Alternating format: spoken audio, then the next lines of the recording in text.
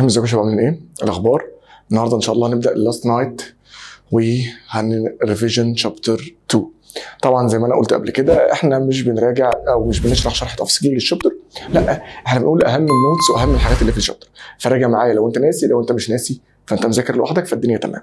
طيب بسم الله الرحمن الرحيم. شابتر 2 يا جماعه كان بيتكلم على خلينا نكتب بقى كده. شابتر 2 يا جماعه كان بيتكلم على ايه؟ الماجنتيك افكت اوف الكتريك كارنت، يعني لما بيعدي كارنت بيبقى فيه ماجنتيك فيلد. طبعا سيادتك عارف ان الفاي ايكوال اي بي ساين ثيتا. الفاي بس نصغر الخط شويه سنه، ماشي، ان الفاي ايكوال اي بي ساين ثيتا. طيب طبعا سيادتك عارف ان الاي دي الاريا اللي الماجنتيك فيلد داخل فيها، وده الماجنتيك فلكس دنسيتي ودي الماجنتيك فلكس والثيتا. اوعى تنسى بقى ان الثيتا هي الانجل ما بين البي والاريا. حلو الكلام، هي دي الثيتا. اوكي، وبعدين سيادتك عارف بقى ان الماجنتيك فيلد بتاع الواير قانونه ايه؟ اي ميو على 2 باي دي. بتاع الكويل ده طبعا بتاع الواير، بتاع الكويل ميو ان اي على 2 ار، انا مش محتاج افكرك طبعا. وبتاع السيلينايد ميو ان اي على لينس السيلينايد. وكدايركشنز طبعا في الواير ده الاي وده البي، داخل يعني اكس وخارج يعني دوت. فكرك بس بسرعه كده. في الكويل كنا بنعكس، خلي بالك في الكويل كنا بنعكس دول الاي وده البي. فلو مثلا الكرنت ماشي كده يبقى ده الاي فالبي اوت اوف ذا بيج، اوكي، ولو العكس يبقى انتو ذا بيج. في السيلينويد لو ده السيلينويد كنت بتعمل ايه؟ لو الكرنت لفوق مثلا وش ديك من على الصفحه ده الاي فيبقى ده النورث وده الساوث. الماجنتيك فيلد يا رجاله اوتسايد السيلينويد من الان للاس. طب وانسايد من الاس للان، اوكي، يبقى بره من الان للاس وجوه من الاس للان. طبعا شكل الماجنتيك فيلد حوالين الواير بيكون concentric circles around the wire crowded near the wire and less crowded away from the wire. بالنسبه للكويل يا رجاله بيبقى oval circles around the sides as parallel as the center وبيأكت as short magnet، لكن ده بيأكت as long magnet. وزي ما احنا قلنا closed both بره من الان للاس وجوه من الاس للان. وبعدين طبعا سيادتك بقى دخلت بعد كده على التريكس بتاعت النمبر اوف تيرنز. النمبر اوف تيرنز كان ليها كام تريكه؟ 4. ممكن يقول لك رينج او لوب او فريم تبقى الان ب1، او يدي لك سيركل ويقطع لك منها حته يبقى الان بتساوي الانجل اللي الكرنت عدى فيها. خلي بالك انا ما باخدش انجل وخلاص، باخد الانجل اللي الاي عدى فيها على 360. يعني ايه يا رجاله؟ يعني انا باخد الانجل دي ليه؟ لان الكرنت ماشي كده صح؟ مش الكرنت ماشي في الكويل في الجزء ده يا رجاله، في الحته دي كده فانا باخد الانجل دي، يبقى انا باخد الانجل دي على 360. طب لو هو ده للثانيه اجيب انا اللي الكرنت عدى فيها واقسمها على 360. اوكي، طبعا ممكن يقول لك النمبر اوف تيرنز بير يونت لينث ده في السيلينويد. طبعا دي النمبر اوف تيرنز لما اللينث ب1. واخر تركه وهي الاهم الحقيقه ان الان بتساوي لينث الواير على البريمتر، ايا كان بقى البريمتر بتاع سيادتك ده شكله ايه. لو سيركل يبقى 2 باي ار، يبقى لو سيركل هو 2 باي ار. طب لو سكوير يبقى السايد ملتبلاي 4. طب لو ريكتانجل يبقى لينس بلس ويدث اول ملتبلاي 2. صح كده؟ طيب فتخلي بالك بس من حوار البريمتر ده، وتخلي بالك من حاجه مهمه جدا كمان يا رجاله الله يرضى عليك. لو انا شغال مثلا في اي قانون من دول بجيب الاي، فانت عارف ان الاي بتساوي في على ار. طبعا ممكن تبقى في بي على ار بلس ار، مش مشكله. المهم بقى ان الار دي بتتفك ايه يا رجاله؟ خلاص يا عم اي حاجه. ان الار دي بتتفك ايه؟ ريزستيفيتي في لينس على اريا. حلو، ده بيكون لينس مين يا رجاله؟ ده بيكون لينس الستريت واير. اوكي، هنا ده برضه لينس الستريت واير، لكن هنا ده اللينس بتاع السيلينويد. يعني ايه الفرق يا رجاله؟ من هنا لهنا ده اسمه لينس اوف سيلينويد، صح؟ حلو قوي. طيب لكن لينس الواير بقى لو انا فكيت ده وشديته بقى لينس الواير. فتخلي بالك وانا بقعد في الريزيستنس انا بشتغل بلينس الواير، وهنا برضه بشتغل بلينس الواير، لكن هنا بشتغل بلينس السيلينويد. كلام جميل. طيب وطبعا الاريا دي برضو ممكن تفك ايه باي ار سكوير عادي جدا، بس تخلي بالك الراديوس ده بما ان الريزيستنس دايما بتتجاب لستريت واير، اوعى تنسى الريزيستنس ما بتتجابش غير لايه؟ لستريت واير. فاللينس بتاع سيادتك هو لينث الواير والاريا اريا الواير، فالراديوس ده راديوس مين؟ الواير. لكن وانت شغال هنا الراديوس ده راديوس مين؟ الكويل. او وانت شغال هنا الراديوس ده راديوس مين؟ الكويل. ايه الفرق بين راديوس الواير وراديوس الكويل؟ افتكر بسرعه. لو الواير مفروض كده فده راديوس الواير من هنا لهنا، او دي اريا الواير يعني. لو لفيته بقى سيركلر كويل فده راديوس الكويل، يبقى خلي بالك ده راديوس الواير من هنا لهنا بقى كويل، فده راديوس الكويل. فخلي بالي بس مين بيتعوض بيه فين. طيب وبعدين يا رجاله كان في بالمره التريكس بتاعت المagnetic فيلد عامه بقى لو عندي واير وكويل وسيلند والكلام ده كله. طبعا سيادتك عارف لو عندي بي واحده فانا بشتغل تعويض مباشر في القوانين مع مراعاه التريكس والنوتس. لو عندي كذا بي بشوف دايركشن البيهات، لو مع بعض بعمل بلس، لو عكس بعض بعمل ماينس، لو نورمال على بعض بنعمل بايثاغورس. من هم اللي لازم يكونوا نورمال عشان نعمل بايثاغورس يا رجاله؟ المagnetic فيلدز هم اللي لازم يكونوا بربنديكولار تو اتش اذر. طيب كان في بقى شويه نوتس، طبعا مش لازم اكتبهم كلهم يعني، انا هكتب بس اللي انت مش فاكره او اللي انا حاسس انت ممكن تكون نسيه يعني. النوته الاولى لو عندي واير تانجنت تو كويل بيكون الراديوس قد الديستنس. النوته الثانيه لو عندي كويل شدناه فاصبح سيلينويد، او سيلينويد ضغطناه فاصبح كويل، كان ليها نوته ان بي كويل على بي سيلينويد ايكوال لينس السيلينويد على 2 ار. طب لو عندي كمان نوته لو عندي كويل ريشيبد تو فورم انذر كويل، يعني كان عندي كويل فكناه ولفيناه تاني يبقى كويل اخر، كان ساعتها نوته بي 1 على بي 2 ايكوال ان 1 على ان 2 اول باور 2، او راديوس 2 على راديوس 1 اول باور 2. ده خلي بالك لو الاي ثابته. طب لو الاي اتغيرت كنت بعمل الناتج ملتبلاي اي 1 على اي 2. يعني مثلا الان كانت ب 1 بقت ب 4، عايز ريشيو المagnetic فيلد 1 على 4 اول باور 2 تطلع 1 على 16. لو الاي زادت هو قال لك بقى ان الكارنت زاد للدبليو مثلا ساعتها خلاص يبقى 1 على 16 ملتبلاي 1 على 2. اوكي طيب كان في نوته بعدها ايه هي؟ كويل، ركز بقى معايا عشان ايه انت بتتلخبط في دي يا رجاله. كويل قطعناه او زودنا له شويه نمبر اوف تيرنز، ماشي، وصلناه بسيم كارنت او وصلناه بسيم فولتج او سيم باتري.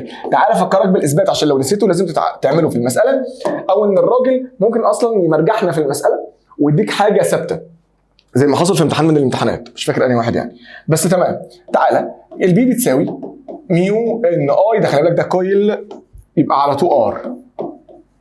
لو انا عندي كويل قطعت منه شويه نمبر اوف تيرنز، طيب هل الميو حصل لها حاجه؟ لا. انا هقول لك سيم كارنت اهو، يبقى الاي ثابته. لما انا اقطع منه كده الدايمتر ثابت، يبقى كده البي دايركت مع الان يا رجاله، يبقى اقدر اقول ان بي 1 على بي 2 ايكوال ان 1 على ان 2. طيب لو سيم فولتج الموضوع بيختلف، لان البي بتساوي ميو ان اي هنفكها ونحط في على ار، وسيم فولتج بقى ميو ان الاي شلناها وحطينا في على ار على 2 ار. حلو الكلام. لما انا اقطع الميو ثابته والفولتج انا قلت لك سيم فولتج فالفي ثابت والدايمتر كده ثابت، يبقى الان والار هم اللي شغالين. وخلي بالك ان ريشيو النمبر اوف تيرنز هي ريشيو ريزيستنس. يعني ايه يا رجاله؟ يعني لو انا قلت لك ان انا قطعت ربع الكويل فضل من النمبر اوف تيرنز 3 اوفر 4، فاكيد فضل من الريزيستنس نفس الريشيو 3 اوفر 4. فهتلاقي دي راحت مع دي. يبقى لو سيم فولتج خلاص ما بقاش في اي حاجه فاضله، يبقى ساعتها بي 1 ايكوال بي 2. يبقى تخلي بالك بقى لو سيم كارنت بي 1 على بي 2 ايكوال ان 1 على 2، لو سيم فولتج بي 1 ايكوال بي 2 ده لو كويل وقطعناه. طيب لو نفس النوته يا رجاله بس بقت سيلينويد، نفس النوته بس بقت سيلينويد قطعناه طبعا او زودنا له شويه نمبر اوف تيرنز، برضه كان ليها 2 تريكس. لو وصلناه بسيم كارنت او لو وصلناه بسيم فولتج. طب تعالى نفتكر اثباتها سريعا. يلا لو وصلناه بسيم كارنت البي بتاعت السيلينويد ميو ان اي على لينس السيلينويد. طيب البريفيلتي كده ثابته، انا قلت لك سيم كارنت فالاي ثابته. طيب كده فضل الان والال. خلي بالك ان انا لما بقطع الكويل بقطع النمبر اوف تيرنز وبقطع اللينث في نفس الوقت. فلو قلت لك ان انا قطعت 3 ارباع الكويل يبقى فضل من الان 3 اوفر 4 وفضل من اللينث 3 اوفر 4، هتلاقي دي راحت مع دي، فساعتها بي 1 ايكوال بي 2. يبقى لو سيم كارنت بي 1 ايكوال بي 2. لكن لو سيم فولتج تعالى نفتكر اثباتها، البي بتساوي ميو ان اي على لينث السيلينويد. هنشيل الاي الحقيقه، هنشيل الاي ونحط في على ار. حلو الكلام. طب وبعدين يا عم عبد الله؟ ولا اي حاجه، انا بقول لك ان البريفيلتي كده ثابته والسيم فولتج فالفي ثابته بس. ففضل ان وال وايه وار، ففضل من الان مثلا انا قطعت ربع، فضل من الان 3 ارباع، فضل من اللينس برضه 3 ارباع. طب ما فضل من الريزيستنس نفس ريشيو الان يعني 3 اوفر 4، فهتلاقي ده راح مع ده، فساعتها الريشيو بتتقلب يعني تبقى 4 اوفر 3 مثلا يعني، فساعتها يبقى البي 1 على البي 2 ايكوال ان 2 على ان 1، لان ساعتها الريشيو ايه بتتعكس زي ما انت شايف. خلي بالك الكلام ده لو الراجل ما رجعنيش في المساله، لان كان جه في امتحان قبل كده بقى وقال لي طب بقول لك ايه، تعالى مش انت حافظها، طب تعالى كده بص. انا اقول لك انا عندي سيلينويد ماشي، قطعنا ربعه ماشي، وصلناه بسيم فولتج ماشي، بس قال لك ايه بقى؟ انا قطعت ربعه والريميننج بارت انا رجعته لنفس اللينث. قال لك ايه؟ انا عندي سيلينويد قطعت ربعه، الريميننج بارت اللي هو الثلاث ارباع ده انا زودته طولته شويه بحيث انه وصل لنفس اللينث الاصلي. هات لي ايه اللي حصل للبي. ماشي، هنا بقى ما ينفعش اشتغل بدي وخلاص زي العبيط كده. ليه بقى؟ لان اللينس هنا ما اتغيرش، فلازم اكتب القانون واشتغل بالراحه. ميو ان هشيل الاي واحط ايه؟ في على ار عشان هو سيم باتري او سيم فولتج على لينس السيلينويد. طب الميو ثابته، سيم فولتج يبقى في ثابته. حلو الكلام. انا قلت لك ان الثلاث ارباع اللينس اللي انا قطعت الربع فضل ثلاث ارباع، انا رجعته بنفس اللينس الاصلي، يبقى اللينس بقى ثابت ما اتغيرش. هو اللي قال في المساله. طب ماشي، طب ما كده فضل من الان 3 اوفر 4 وفضل من الريزيستنس 3 اوفر 4 وهتلاقي دي راحت مع دي، يبقى البي تفضل ايه؟ كونستنت. فاذا يا جماعه النص دي ما تبقاش محفوظه وخلاص، هي محفوظه بس خلي بالك لو غير لي حاجه في المساله.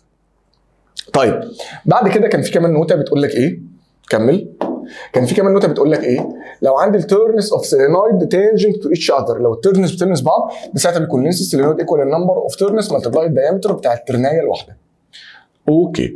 وبعدين اخر نوته او النوته اللي قبل الاخيره، لو عندك تو كونسنتريك كويلز. لو عندك ايه؟ تو كونسنتريك كويلز، خلي بالك ده الشرط، تو كونسنتريك كويلز يعني تو كويلز ليهم نفس السنتر. لو عندك تو كونسنتريك كويلز واحد فيهم روتيتد 180 ديجري بعكس الساين الاصليه، يعني لو هم كانوا بلس تبقوا ماينس، لو ماينس يبقوا بلس.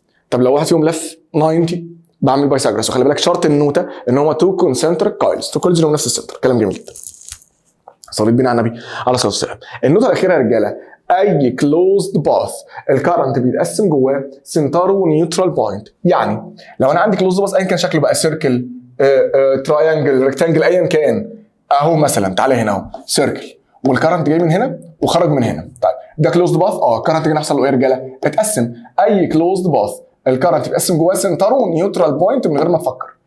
طيب لو دخل من هنا وخرج من هنا عادي. طب لو تراينجل مثلا الكرنت جه من هنا وده خرج من هنا عادي، طالما كلوزد باث الكرنت جه هنا حصل له ايه؟ اتقسم، يبقى السنتر نيوترال بوينت. ودي كانت نوتس شابتر 2. كلام جميل جدا يا رجاله.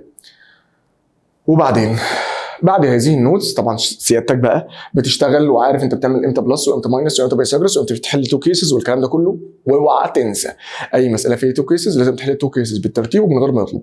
في مسائل الريشيو اي كونستنت بيطير، بس خلي بالك في مسائل الريشيو لو انا شغال بنفس الرول فانا كل الكونستنتس اللي في القانون بتتشال. لكن لو انا مساله ريشيو وبشتغل برولز مختلفه بطير الكونستنتس المشتركه فقط. زي ما مساله من المسائل افكرك كده بسرعه، زي مساله من المسائل يا رجاله كان الراجل بيقول لك ايه؟ عندي واير كده وواير كده، هات التوتال ماجنتيك فيلد هنا، وبعدين عندي كويل كده وكويل كده مثلا، هات الماجنتيك فيلد هنا. النقطه دي مثلا اسمها نقطه ام والنقطه دي مثلا اسمها نقطه ان. خلاص ومديك بقى جيفن مثلا اي و2 اي والمسافه مثلا هنا دي مثلا دي ودي مثلا 3 دي. اوكي الراديوس ده مثلا ار من هنا لهنا ار ومن هنا لهنا برده كمان ار. الكارن ماشي كده والكارن ماشي كده مثلا اي وده مثلا 3 اي. حلو. ولا كان عايز يا ترى التوتال ماجنتيك فيلد عند نقطه ام اكبر ولا عند نقطه ان اكبر؟ فساعتها بقى هات يلا البي توتال عند نقطه ام. المساله دي كلها رموز، اكتب القانون طير الثوابت اللي هي اي ميو على 2 باي دي. هطير كل الثوابت؟ لا ما ينفعش. ما ينفعش اطير هنا كل الكونستنس. يعني ما ينفعش تقول لي كده البي بتاعت الواير يا عبد الله ايكوال اي ميو على 2 باي دي فهطير الميو 2 باي. لا ما ينفعش. ليه؟ لان هنا لما كومبير الوايرز بالكويلز فلازم اشيل الكونستنس المشتركه فقط. يعني ايه؟ يعني لازم اكتب كمان قانون الكويل ميو ان اي على 2 ار. مين الكونستنس المشتركه؟ الميو مثلا ممكن تتشال ماشي، رقم ال2 مثلا ممكن يتشال ماشي، بس خلاص. فساعتها اشتغل بقى، يلا اشتغل. طبعا هنا ماينس لان ده داخل وده خارج، فمثلا اي ب1 على باي ملتبلاي الديستنس ب1، الثانيه 2 على باي ملتبلاي الديستنس ب3 تجيب الناتج. هنا البي بي تساوي طبعا بي توتال، تعال نشوفهم بلس ولا ماينس، ده خارج لكن ده داخل. انا بقول لك رينج مثلا فالان ب1 ماشي، ال1 ملوش لازمه هنشيله، يبقى فاضل اي على ار. الاي اللي جوه ب1 والراديوس 1 ماينس الاي اللي بره ب3 والراديوس ب2 تجيب الناتج. فاهمين قصدي؟ وتشوف بقى مين اكبر، ما انت جبت الناتج ده وجبت الناتج ده فتشوف مين اكبر. يبقى اذا يا رجاله لو انا بشتغل برموز او بقوانين مختلفه بطير الكونستنس المشتركه فقط في الرولز. كلام جميل جدا يا رجاله. وبعدين طبعا اوعى تنسى مع كل ده يا رجاله بقى حته ايه؟ النيوترال بوينت. هتلاقي صفحه جديده. حته النيوترال بوينت يا رجاله، اي مساله نيوترال بوينت في الخليقه بشتغل بكام خطوه؟ 3 خطوات بالترتيب. B1 ايكوال B2. خلي بالك مش معنى B1 ايكوال B2 ان انا عندي 2 ماجنتيك فيلدز بس، لا انا ممكن يبقى عندي 3 4 5 6 بس في شويه في اتجاه وشويه في الاتجاه المعاكس. اوكي يبقى اذا انا بقول لك B1 ايكوال B2 يعني ارجع B1 ايكوال B2 يعني عندي شويه ماجنتيك فيلد وشويه تانيين بس عكس بعض، يعني شويه داخلين وشويه خارجين، شويه يمين وشويه شمال، شويه فوق وشويه تحت، بس لازم يبقوا قد بعض. ليه؟ عشان التوتال يبقى بزيرو، وده شرط النيوترال بوينت ان البي توتال عندها تبقى ايكوال يا رجاله تبقى ايكوال 0، ولذلك تكون موجوده في المنطقه النيجاتيف. يعني ايه المنطقه النيجاتيف؟ اللي فيها التو فيلدز عكس بعض، مش التو كارنتس، التو فيلدز عكس بعض. ونير ذا ويكر كارنت ده لو احتجت استخدمها بستخدمها نير ذا ويكر كارنت. طبعا الراجل ممكن يقول لك اصلا هات لي مكان النيوترال بوينت، يعني مثلا دي كارنت كده وكارنت كده، ده مثلا اسمه اي وده مثلا اسمه 6 اي، المسافه دي مثلا 10 سنتيمتر، والراجل يقول لك فايند ذا بوزيشن اوف نيوترال بوينت، يا ترى فين مكان النيوترال بوينت؟ طبعا رجاله مكان النيوترال بوينت اولا في المنطقه النيجاتيف، التو فيلدز عكس بعض، طبعا جوه لان جوه نيجاتيف.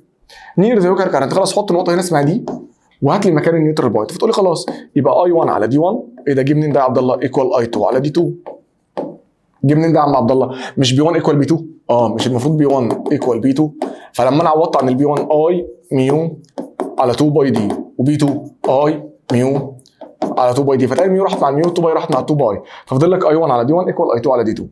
بس عوض بقى، يبقى 1 على المسافه اسمها دي اللي انت فارضها دي، الاي الثانيه ب 6، والمسافه انا عايز من هنا لهنا، انا باخد مسافه من الواير لحد النقطه يا رجاله، فالمسافه 10 ماينس دي، اوكي، وتجيب المسافه. طب وبعدين خلي بالك بقى ان انا ما باخدش اي مسافه خلاص يا رجاله، انا كنت باخد البربنديكولار ديستنس ومن سنتر الواير، اوعى تنسى كنت باخد البربنديكولار ديستنس ومن سنتر الواير، يعني البي بتساوي القانون اللي انت عارفه ده اي ميو على 2 باي دي، انا ما باخدش اي مسافه خلاص، لا انا باخد المسافه من سنتر الواير لحد البوينت، ولازم تكون بربنديكولار ديستنس. يعني لو انا عندي واير كده بس تخين شويه والنقطه هنا، انا لازم اخد الديستنس منين يا رجاله؟ من سنتر الواير لحد النقطه، هي دي المسافه بتاعتي، ولازم تكون بربنديكولار بالمنظر ده، طبعا بربنديكولار على الواير، يعني لو انا عندي الواير مايل والنقطه هنا ما ينفعش اخد المسافه دي، لا دي غلط. ليه؟ طب ينفع اخد المسافه دي؟ لا برضه دي غلط. ليه يا عبد الله دي بربنديكولار؟ لا يا حمار، بربنديكولار على مين؟ انا عايز بربنديكولار على الواير، هو فين الواير؟ مش هو ده الواير هنا؟ اعمل لي مسافه بربنديكولار على الواير، هتقول لي خلاص اهي بص اهي دي، يبقى دي المسافه اللي انا شغال بيها يا رجاله. اوكي؟ طبعا لو مش جيفن ممكن تجيبها بايثاغورس ولا حاجه. اوكي طيب، وبعدين يا شباب بعد كده تعالى ندخل على الفورس، والحقيقه ندرس الفورس من الدروس اللي فيها شويه نوتس الناس للاسف بتنساها. كده كده الفيديو مش طويل بس انا مش عايزك تنسى. طب يلا الفورس، بسم الله الرحمن الرحيم. درس الفورس يا رجاله، الفورس كان ليها كام قانون؟ 3 صح. اولا امتى يبقى في فورس؟ خلي بالك عشان يبقى في فورس لازم يكون في واير جواه كارنت ومحطوط في ماجنتيك فيلد، لازم يكون عندي واير جواه كارنت ومحطوط في ماجنتيك فيلد، اكسات مثلا او دوتات او ايا كان، يبقى لازم يكون عندي واير جواه كارنت ومحطوط في ماجنتيك فيلد، سواء بقى كارنت او انديوزد كارنت زي شابتر 3 او اي حاجه. اوكي، فهذا الواير بيتاثر بفورس. اولا الفورس قانونها ايه يا استاذ عبد الله؟ الفورس ايكوال بيل، طبعا دي البي اكسترنال اللي بتؤثر على الواير في الكارنت في اللينس بتاع الواير، طبعا ده كارنت الواير ولينس الواير، طبعا هي بيل ساين ثيتا. طبعا يا شباب الثيتا دي، هات اللون ده مثلا، الثيتا دي خلي بالك هي الانجل ما بين البي اكسترنال والواير نفسه، ما فيهاش اي حاجه، الانجل ما بين البي اكسترنال ومين يا رجاله؟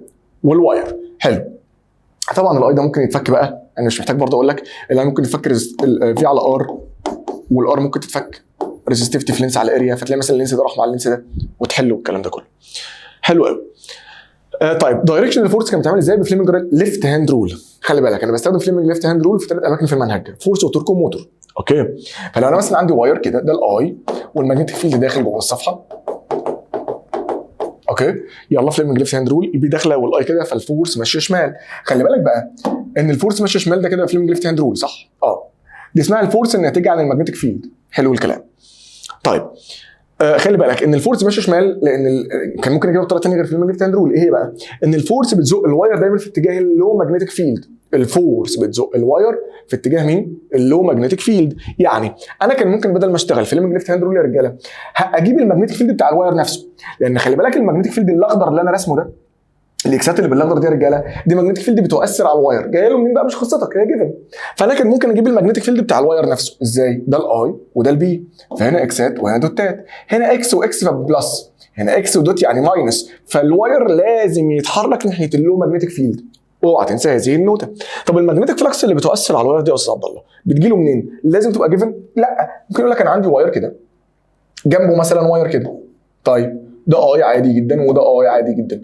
الراجل عايز بيقول لك هات الفورس. طيب يا ترى الفورس على انهي واير؟ ما قاليش والله، بس باللوجيك يا جماعه هل الماجنتيك فيلد بتاع الواير ده بيؤثر على ده؟ لا. ليه؟ لان احنا عارفين ان الماجنتيك فيلد بتاع الواير بيطلع حوالين الواير مش عليه ولا على امتداده. يعني الواير لما بيطلع ماجنتيك فيلد يا رجاله بيطلع ماجنتيك فيلد حواليه مش عليه، فالواير ده بيطلع يمين وشمال. طب فاذا ما فيش ماجنتيك فيلد بيأثر على ده. طب ده بقى لما يطلع يمين وشمال يبقى في ماجنتيك فيلد بيأثر على ده ولا لا؟ جاي له من هنا، فده الاي، فالماجنتيك فيلد اللي بيأثر على ده يبقى اوت اوف ذا بيج، يعني دوتات. حلو، رسمنا دوتات.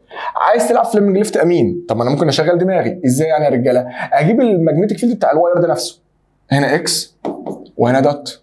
اكس ودوت يعني ماينس، دوت ودوت يعني بلس، فهتلاقي هنا الواير بيتحرك ناحيه الماينس، يبقى اذا هذه هي الفورس الناتجه عن الماجنتيك فيلد المؤثر على الواير.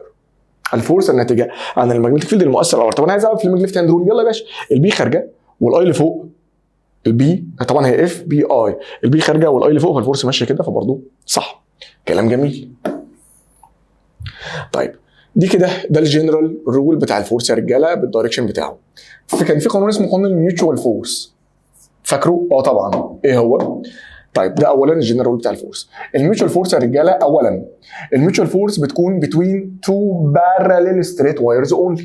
تمام؟ وخلي بالك ان الميوتشوال فورس يا رجاله عشان بس الناس بتنسى، هم two equal forces. two equal ايه؟ forces. يعني ايه يا استاذ عبد الله؟ يعني قبل بس من ايه؟ قبل ما نكتب الرول تعالى كده نشرح بسرعه او نراجع سريعا كده. لو انا عندي واير كده وعندي واير كده، والكرنت ده ب 5 اي والكرنت ده ب 20 اي، هات لو الفورس اللي على الواير ده، انا بقول لك جيفن يعني، لو الفورس اللي على الواير ده اسمها اف، يبقى الفورس اللي على الواير ده اسمها ايه؟ اف برضه. ليه؟ لان الميوتشوال فورس يا رجاله تو ايكوال فورسز. ما هو انت طالما انت عندك تو بارل وايرز يبقى انت عندك ميوتشوال فورس. تو بارل وايرز يبقى انت عندك ميوتشوال فورس. الميوتشوال فورس تو ايكوال فورسز، يبقى اذا لو الفورس دي اسمها اف دي لازم برضه تبقى اسمها اف. اوكي يا رجاله؟ بغض النظر عن الايات. امين. طيب فلو انا اشتغل بالجنرال رول بقى بتاع الميوتشوال فورس اللي هو ايه؟ ميو اي 1 اي 2 في اللينث على 2 باي دي. خلي بالك الله يرضى عليك، طبعا الميو ده رقم ثابت. اي 1 واي 2 دي الكرنتات بتاعت التو وايرز. ال ده مين يا رجاله؟ ده الكومن لينث. اوعى تنسى ان ال ده يا رجاله الكومن لينث between the two wires. يعني ايه؟ يعني لو عندي واير كده وعندي واير كده، فين الحته المشتركه؟ اهي، ده اللينث المشترك، ده الحته دي اللي انا هاخدها يا رجاله. يبقى ده اللينث اللي انا بشتغل بيه، طبعا على 2 باي دي. الدي دي هي الايه؟ الدي دي هي بالديستنس بين التو وايرز، دي ودي يا رجاله. خلصانه؟ طيب بالنسبه للميوتشوال فورس كان دايركشنها بايدك؟ ممكن بايدك او ممكن بعينك وخلاص. طب بعينك كنا بنعمله ازاي؟ والله لو الكرنتين في نفس الاتجاه ايا كان ارقامهم كام، يبقى اذا التو وايرز دي يا رجاله بيحصل بينها اتراكشن، ده بيتحرك كده وده بيتحرك كده وبنفس الاف، نفس الفورس، الميوتشوال فورس قد بعض. طيب ليه يا استاذ عبد الله كان بيحصل بينهم اتراكشن؟ فكرني بسرعه كده. لان بما ان الكرنتين مع بعض يبقى جوه نيجاتيف الماجنتيك فيلد، يعني الماجنتيك فيلد جوه نيجاتيف وبره ايه؟ بوزيتيف. وانا لسه قايل لك ان الفورس بيتحرك اللي هو ناحيه اللو ماجنتيك فيلد، فبيحصل اتراكشن بالمنظر ده. طب لو الكرنتين عكس بعض يا رجاله، ده كده وده كده، كان بيبقى جوه ايه؟ جوه بوزيتيف وبره نيجاتيف، صح؟ فولذلك الفورس المؤثره على التو وايرز تبقى ريبالشن. يبقى لو كارنتين مع بعض اتراكشن، لو كارنتين عكس بعض ريبالشن، وكده كده الميوتشوال فورسز دايما تو ايكوال فورسز.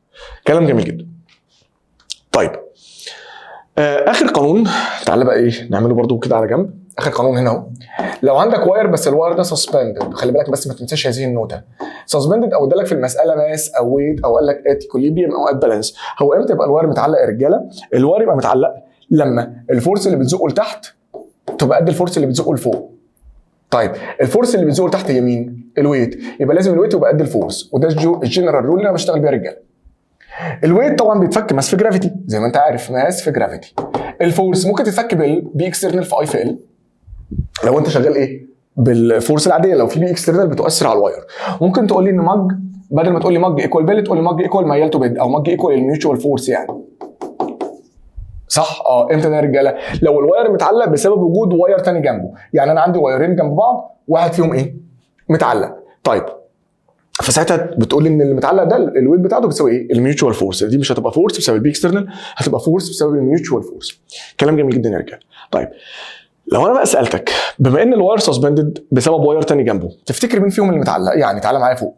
لو انا عندي واير كده وواير كده، ماشي، والكرنتات في نفس الاتجاه كده مثلا.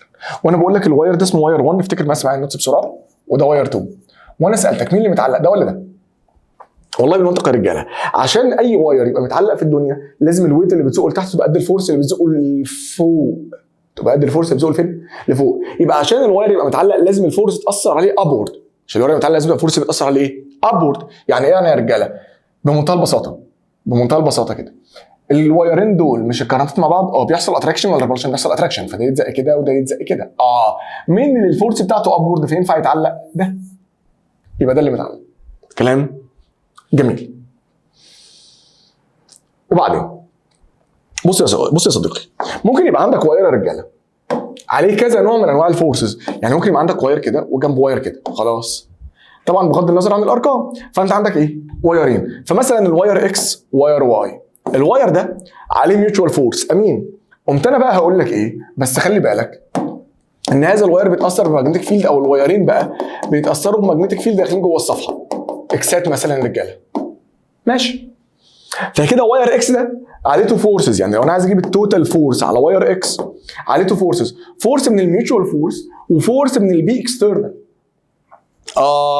الفورس لازم طبعا اشوفهم بلس ولا ماينس. الفورس بتاعت الميوتشوال فورس بتيجي الكرنتات مع بعض فبيحصل اتراكشن، بتشدوا كده. البي اكسترنال بتيجي فليمنج ليفت، البي داخله والاي كده، يبقى الفورس الناحيه الثانيه، فساعتها دول بيتماينسوا. مين ماينس مين؟ الميوتشوال فورس ماينس بيل، ما هي البي اكسترنال بتعمل لك فورس اسمها بيل، قانونها يعني اسمه بيل. اوكي، يا ترى الميوتشوال فورس ماينس بيل ولا بيل ماينس الميوتشوال فورس؟ خلي بالك دايما الفورس الناتجه بسبب البي اكسترنال اكبر من الميوتشوال فورس. دايما الفورس الناتجه من البي اكسترنال اكبر من الميوتشوال فورس. يعني لازم اعمل بيل ماينس الميوتشوال فورس مثلا. طبعا لو بلس مش بتفرق معايا، بس انا باكد لك المعلومه عشان لو ايه ماينس دي المسافه يعني يا رجاله. خلصان. ماشي، طبعا الكرنت بتاع سيادتك اللي بتاخده هنا بيكون كرنت الواير نفسه، كرنت الواير اللي انت شغال عليه. اوكي، طيب اوعى تنسى النوتة بيقول لك لو عندك 3 بارل وايرز، خلي بالك لو عندك 3 بارل وايرز ايا كان بقى اساميهم او اتجاهاتهم او ايا كان اكس واي زد، فانت عندك 2 ميوتشوال فورسز. خلاص، مثلا انا عايز الاف توتال على واير اكس. ماشي، واير اكس بيتاثر ب 2 ميوتشوال فورسز، واحده اكس واي، واحده من اكس واي، وواحده من اكس وايه وزد. مهمتي كلها ان انا اجيب دايركشناتهم مع بعض ولا عكس بعض. والله اكس وواي مع بعض فيحصل اتراكشن. خلي بالك انا بجيب اتجاه الفورسز عشان اشوف هم بلس ولا ماينس. اكس وواي مع بعض فيحصل اتراكشن، يبقى دي اف اكس واي. اكس زد عكس بعض فيعمل ريبلشن، يبقى دي اف اكس زد. خلاص، يبقى دول كده عكس بعض، الفورسز عكس بعض فانها ماينس. طيب طبعا هيطلع رقم نيوتن. طب لو سالني الواير في الاخر بيتحرك ازاي يا رجاله؟ حسب الاشاره. لو طلع بالبوزيتيف يبقى اللي انت كاتبه الاول ده هو الكبير، يعني اكس واي هي الكبيره فيتشد كده، فتقول لي تتحرك تو ذا رايت.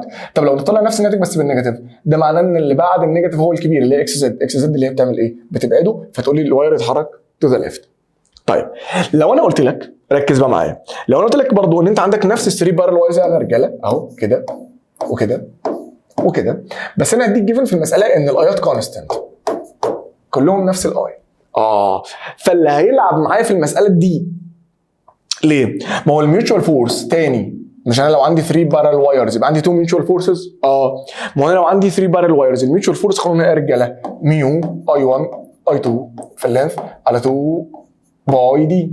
انا هنا مثلا ممكن اطلب الدايركشن بتاع التوتال فورس على واير اكس من غير فاليو عادي جدا. ازاي بقى يا رجاله؟ مش انا قلت لك او انا اديت لك جيفن في المساله ان الكرنتات كلها قد بعض؟ طب ما الميو رقم ثابت، واي 1 واي 2 كده كده الكرنتات كلها قد بعض، واللينس يا عم انا هقول لك في المساله ان هو يونت لينس، فاللينس ب 1 و2 ده رقم ثابت. فاللي بيلعب مع الفورس دلوقتي هي المسافه فقط، فالديستنس هي اللي تتحكم في فاليو الفورس. فالمسافه الصغيره تطلع فورس ايه؟ كبيره. مين بقى اللي مسافته صغيره؟ اكس واي ولا اكس زد؟ اللي مسافته صغيره اكس واي، فاكس واي يكسب بانه بيعمل اتراكشن، فالاتراكشن يمشي كلامه وخلاص، فالواير اتحرك تو ذا رايت. فهمنا يا رجاله؟ طبعا ممكن يطلب ريشيو بتوين مثلا التوتال فورس على واير اكس والتوتال فورس على واير زد.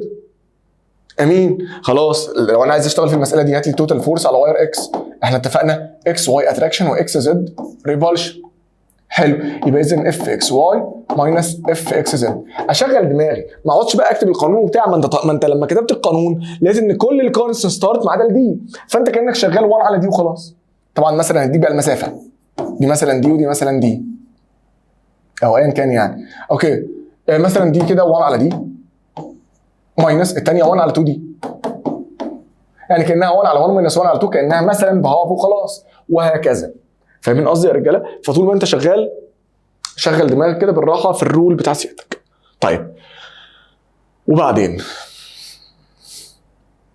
لو انا قلت لك يا رجاله ركز معايا بس الله يرضى عليك كده، لو انا قلت لك ان في واير من الوايرز التوتال فورس على الواير بتساوي زيرو، لو انا قلت لك ان في اي واير فيهم التوتال فورس على الواير ايكوال زيرو، بص بقى، لو قلت لك ان التوتال فورس على اي واير ايكوال زيرو، معنى كده لو انا شلت الواير وحطيت مكانه نقطه لازم تبقى نيوترال بوينت.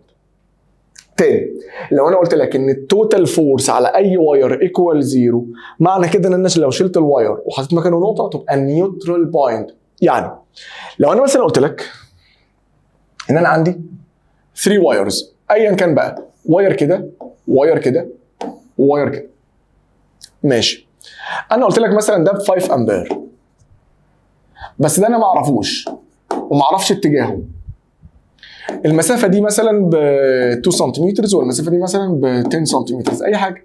اوكي ده اسمه واير اكس، ده واير واي وده واير زد، وانا قلت لك find the direction of the current intensity I and its value if the total force if the total force on wire y equal ايه؟ زيرو. if the total force in wire y equal زيرو. الله، طالما انت قلت لي ان التوتال فورس على واير واي بتساوي زيرو، معنى كده ان لو انا شلت واير واي ده وحطيت مكانه نقطه، النقطه دي تبقى نيوترال بوينت. فانا احل مساله نيوترال بوينت عادي يا رجاله. اي واير بشيله او اي واير التوتال فورس عليه بزيرو، ده معناه ان لو انا شلته وحطيت مكانه نقطه تبقى نيوترال بوينت. طالما نيوترال بوينت يعني في المنطقه النيجاتيف، يبقى لازم الكرنت كمان لفوق، وتشتغل بقى اي 1 على دي 1 ايكوال اي 2 على دي 2 وتجيب ايه؟ الاي دي وخلاص. اوكي، يبقى اوعى تنسى اي واير التوتال فورس عليه بزيرو، معنى كده ان انا لو شلته وحطيت مكانه نقطه بقت ايه؟ بقت نيوترال بوينت. صليت بينا على النبي عليه الصلاه والسلام. وبعدين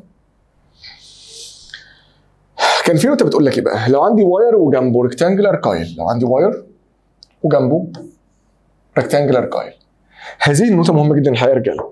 لو عندي واير وجنبه ريكتانجلر كايل، المساله بتبقى عباره عن ايه؟ 3 بارالل وايرز. المساله بتبقى عباره عن 3 بارالل وايرز، ده وده وده اكس واي زد. طيب لو عندك واير وجنبه ريكتانجلر كيرف، المساله عباره عن 3 بارالل وايرز، يعني عندك 2 ميوتشوال فورسز، وال2 ميوتشوال فورسز دول لازم يتعمل لهم ماينس. يعني لو الراجل قال لك هات الاف توتال، عبد الله طب هو يقول لي هات الاف توتال على الواير ولا على الكويل؟ الحقيقه بقى انها مش هتفرق، هتطلع نفس الفاليو. قول لي ليه؟ لان هنا عندك 3 بارالل وايرز، يعني عندك 2 ميوتشوال فورسز، صح؟ 2 ميوتشوال فورسز ثابتين ما بين الواير والسايد الاولاني ونفس الواير والسايد الثاني، يعني اف اكس واي واف اكس زد في جميع الحالات. ليه؟ ما ينفعش عبد الله واي وزد ياثروا على بعض؟ لا، هنا ما ينفعش واي وزد ياثروا على بعض. فاي 3 بارالل وايرز سيبريتد او منفصلين ينفع اي حد ياثر على الثاني، لكن هنا ما ينفعش واي ياثر على زد. ليه؟ عشان دول نفس الكويل. اوكي، يبقى انا دلوقتي عندي 2 ميوتشوال فورسز اف اكس واي واف اكس زد. الحقيقه من غير دايركشنز لازم ماينسهم. ليه بقى؟ لان الحقيقه برضه يا رجاله الكرنت ده في اي اتجاه، الكرنت بتاع الواير ده في اي اتجاه، فوق تحت مش فارقه. طب وبتاع الكويل في اي اتجاه برضه مش فارقه. الحقيقه ان الكويل ده بيلف، يعني ايه؟ يعني لو في سايد عمل اتراكشن هتلاقي الثاني عمل ريبولشن. يعني لو مثلا ده بيلف كده اهو، فهتلاقي ده اتقلب كده، صح؟ فدول مع بعض اتراكشن، ده مع ده ريبولشن. اوكي، لو اي واحد فيهم اتعكس هتلاقي برضه واحد عمل اتراكشن والثاني عمل ريبولشن، ولذلك لازم التو ميوتشوال فورسز تعمل لهم ماينس. وخلي بالك لو عندك ارقام بتشتغل عادي. طب لو ما عندكش ارقام، خلي بالك بقى، لو عندك واير وجنبه ريكتانجلر كويل، المساله عباره عن ايه؟ 3 بارل وايرز، يعني 2 ميوتشوال فورسز لازم يتعمل لهم ماينس. كان النوته ليها تكمله، والفورس بتاعت السايد الاقرب للواير تمشي كلامها. يعني لو انا عايز اعرف بقى الدايركشن في الاخر، الفورس بتاعت السايد الاقرب للواير تمشي كلامها. يعني ايه؟ يعني الواير السايد الاقرب للواير ده الكرنتين بتقعدوا مع بعض، صح؟ يحصل اتراكشن، في الاتراكشن يكسب خلاص، فده يجي كده وده يجي كده. ليه بقى؟ عشان مسافتها اقل. الفورس بتاعت السايد اقرب للواير تمشي كلامها، ليه؟ عشان مسافتها اقل. ايه اللي دخل المسافه في الحوار؟ فخلي بالك، ده بقى اللي انا بقول لك عليه، خلي بالك في ايه بقى؟ لو عندك واير وجنبه ريكتانجلر كويل، التو ميوتشوال فورسز لازم يتعمل لهم ماينس، واللي هيفرق في الفاليو هي المسافه فقط. ليه؟ الله، ما هو الميوتشوال فورس سواء اكس واي او حتى اكس زد هي عباره عن ميو. هتاخد الاي بتاعت الواير ملتبلاي الاي بتاعت الكويل، في الحالتين كل ده شغال. ملتبلاي اللينس، انهي لينس؟ ده من هنا لهنا الكومن لينس، على 2 باي هوبا المسافه بقى اللي هتفرق. ليه؟ ما في هنا او هنا انت واخد ميو اي واير اي كويل واللينث وال2 باي. الفكره كلها في المسافه. فهنا يا رجاله المسافه بين اكس وواي اهي، لكن المسافه بين اكس وزد يبقى اذا لو عندك واير وجنبه ريكتانجلر كويل، التو ميوتشوال فورسز بتعمل لهم ماينس، والسايد الاقرب بيمشي كلامه في دايركشن الفورس.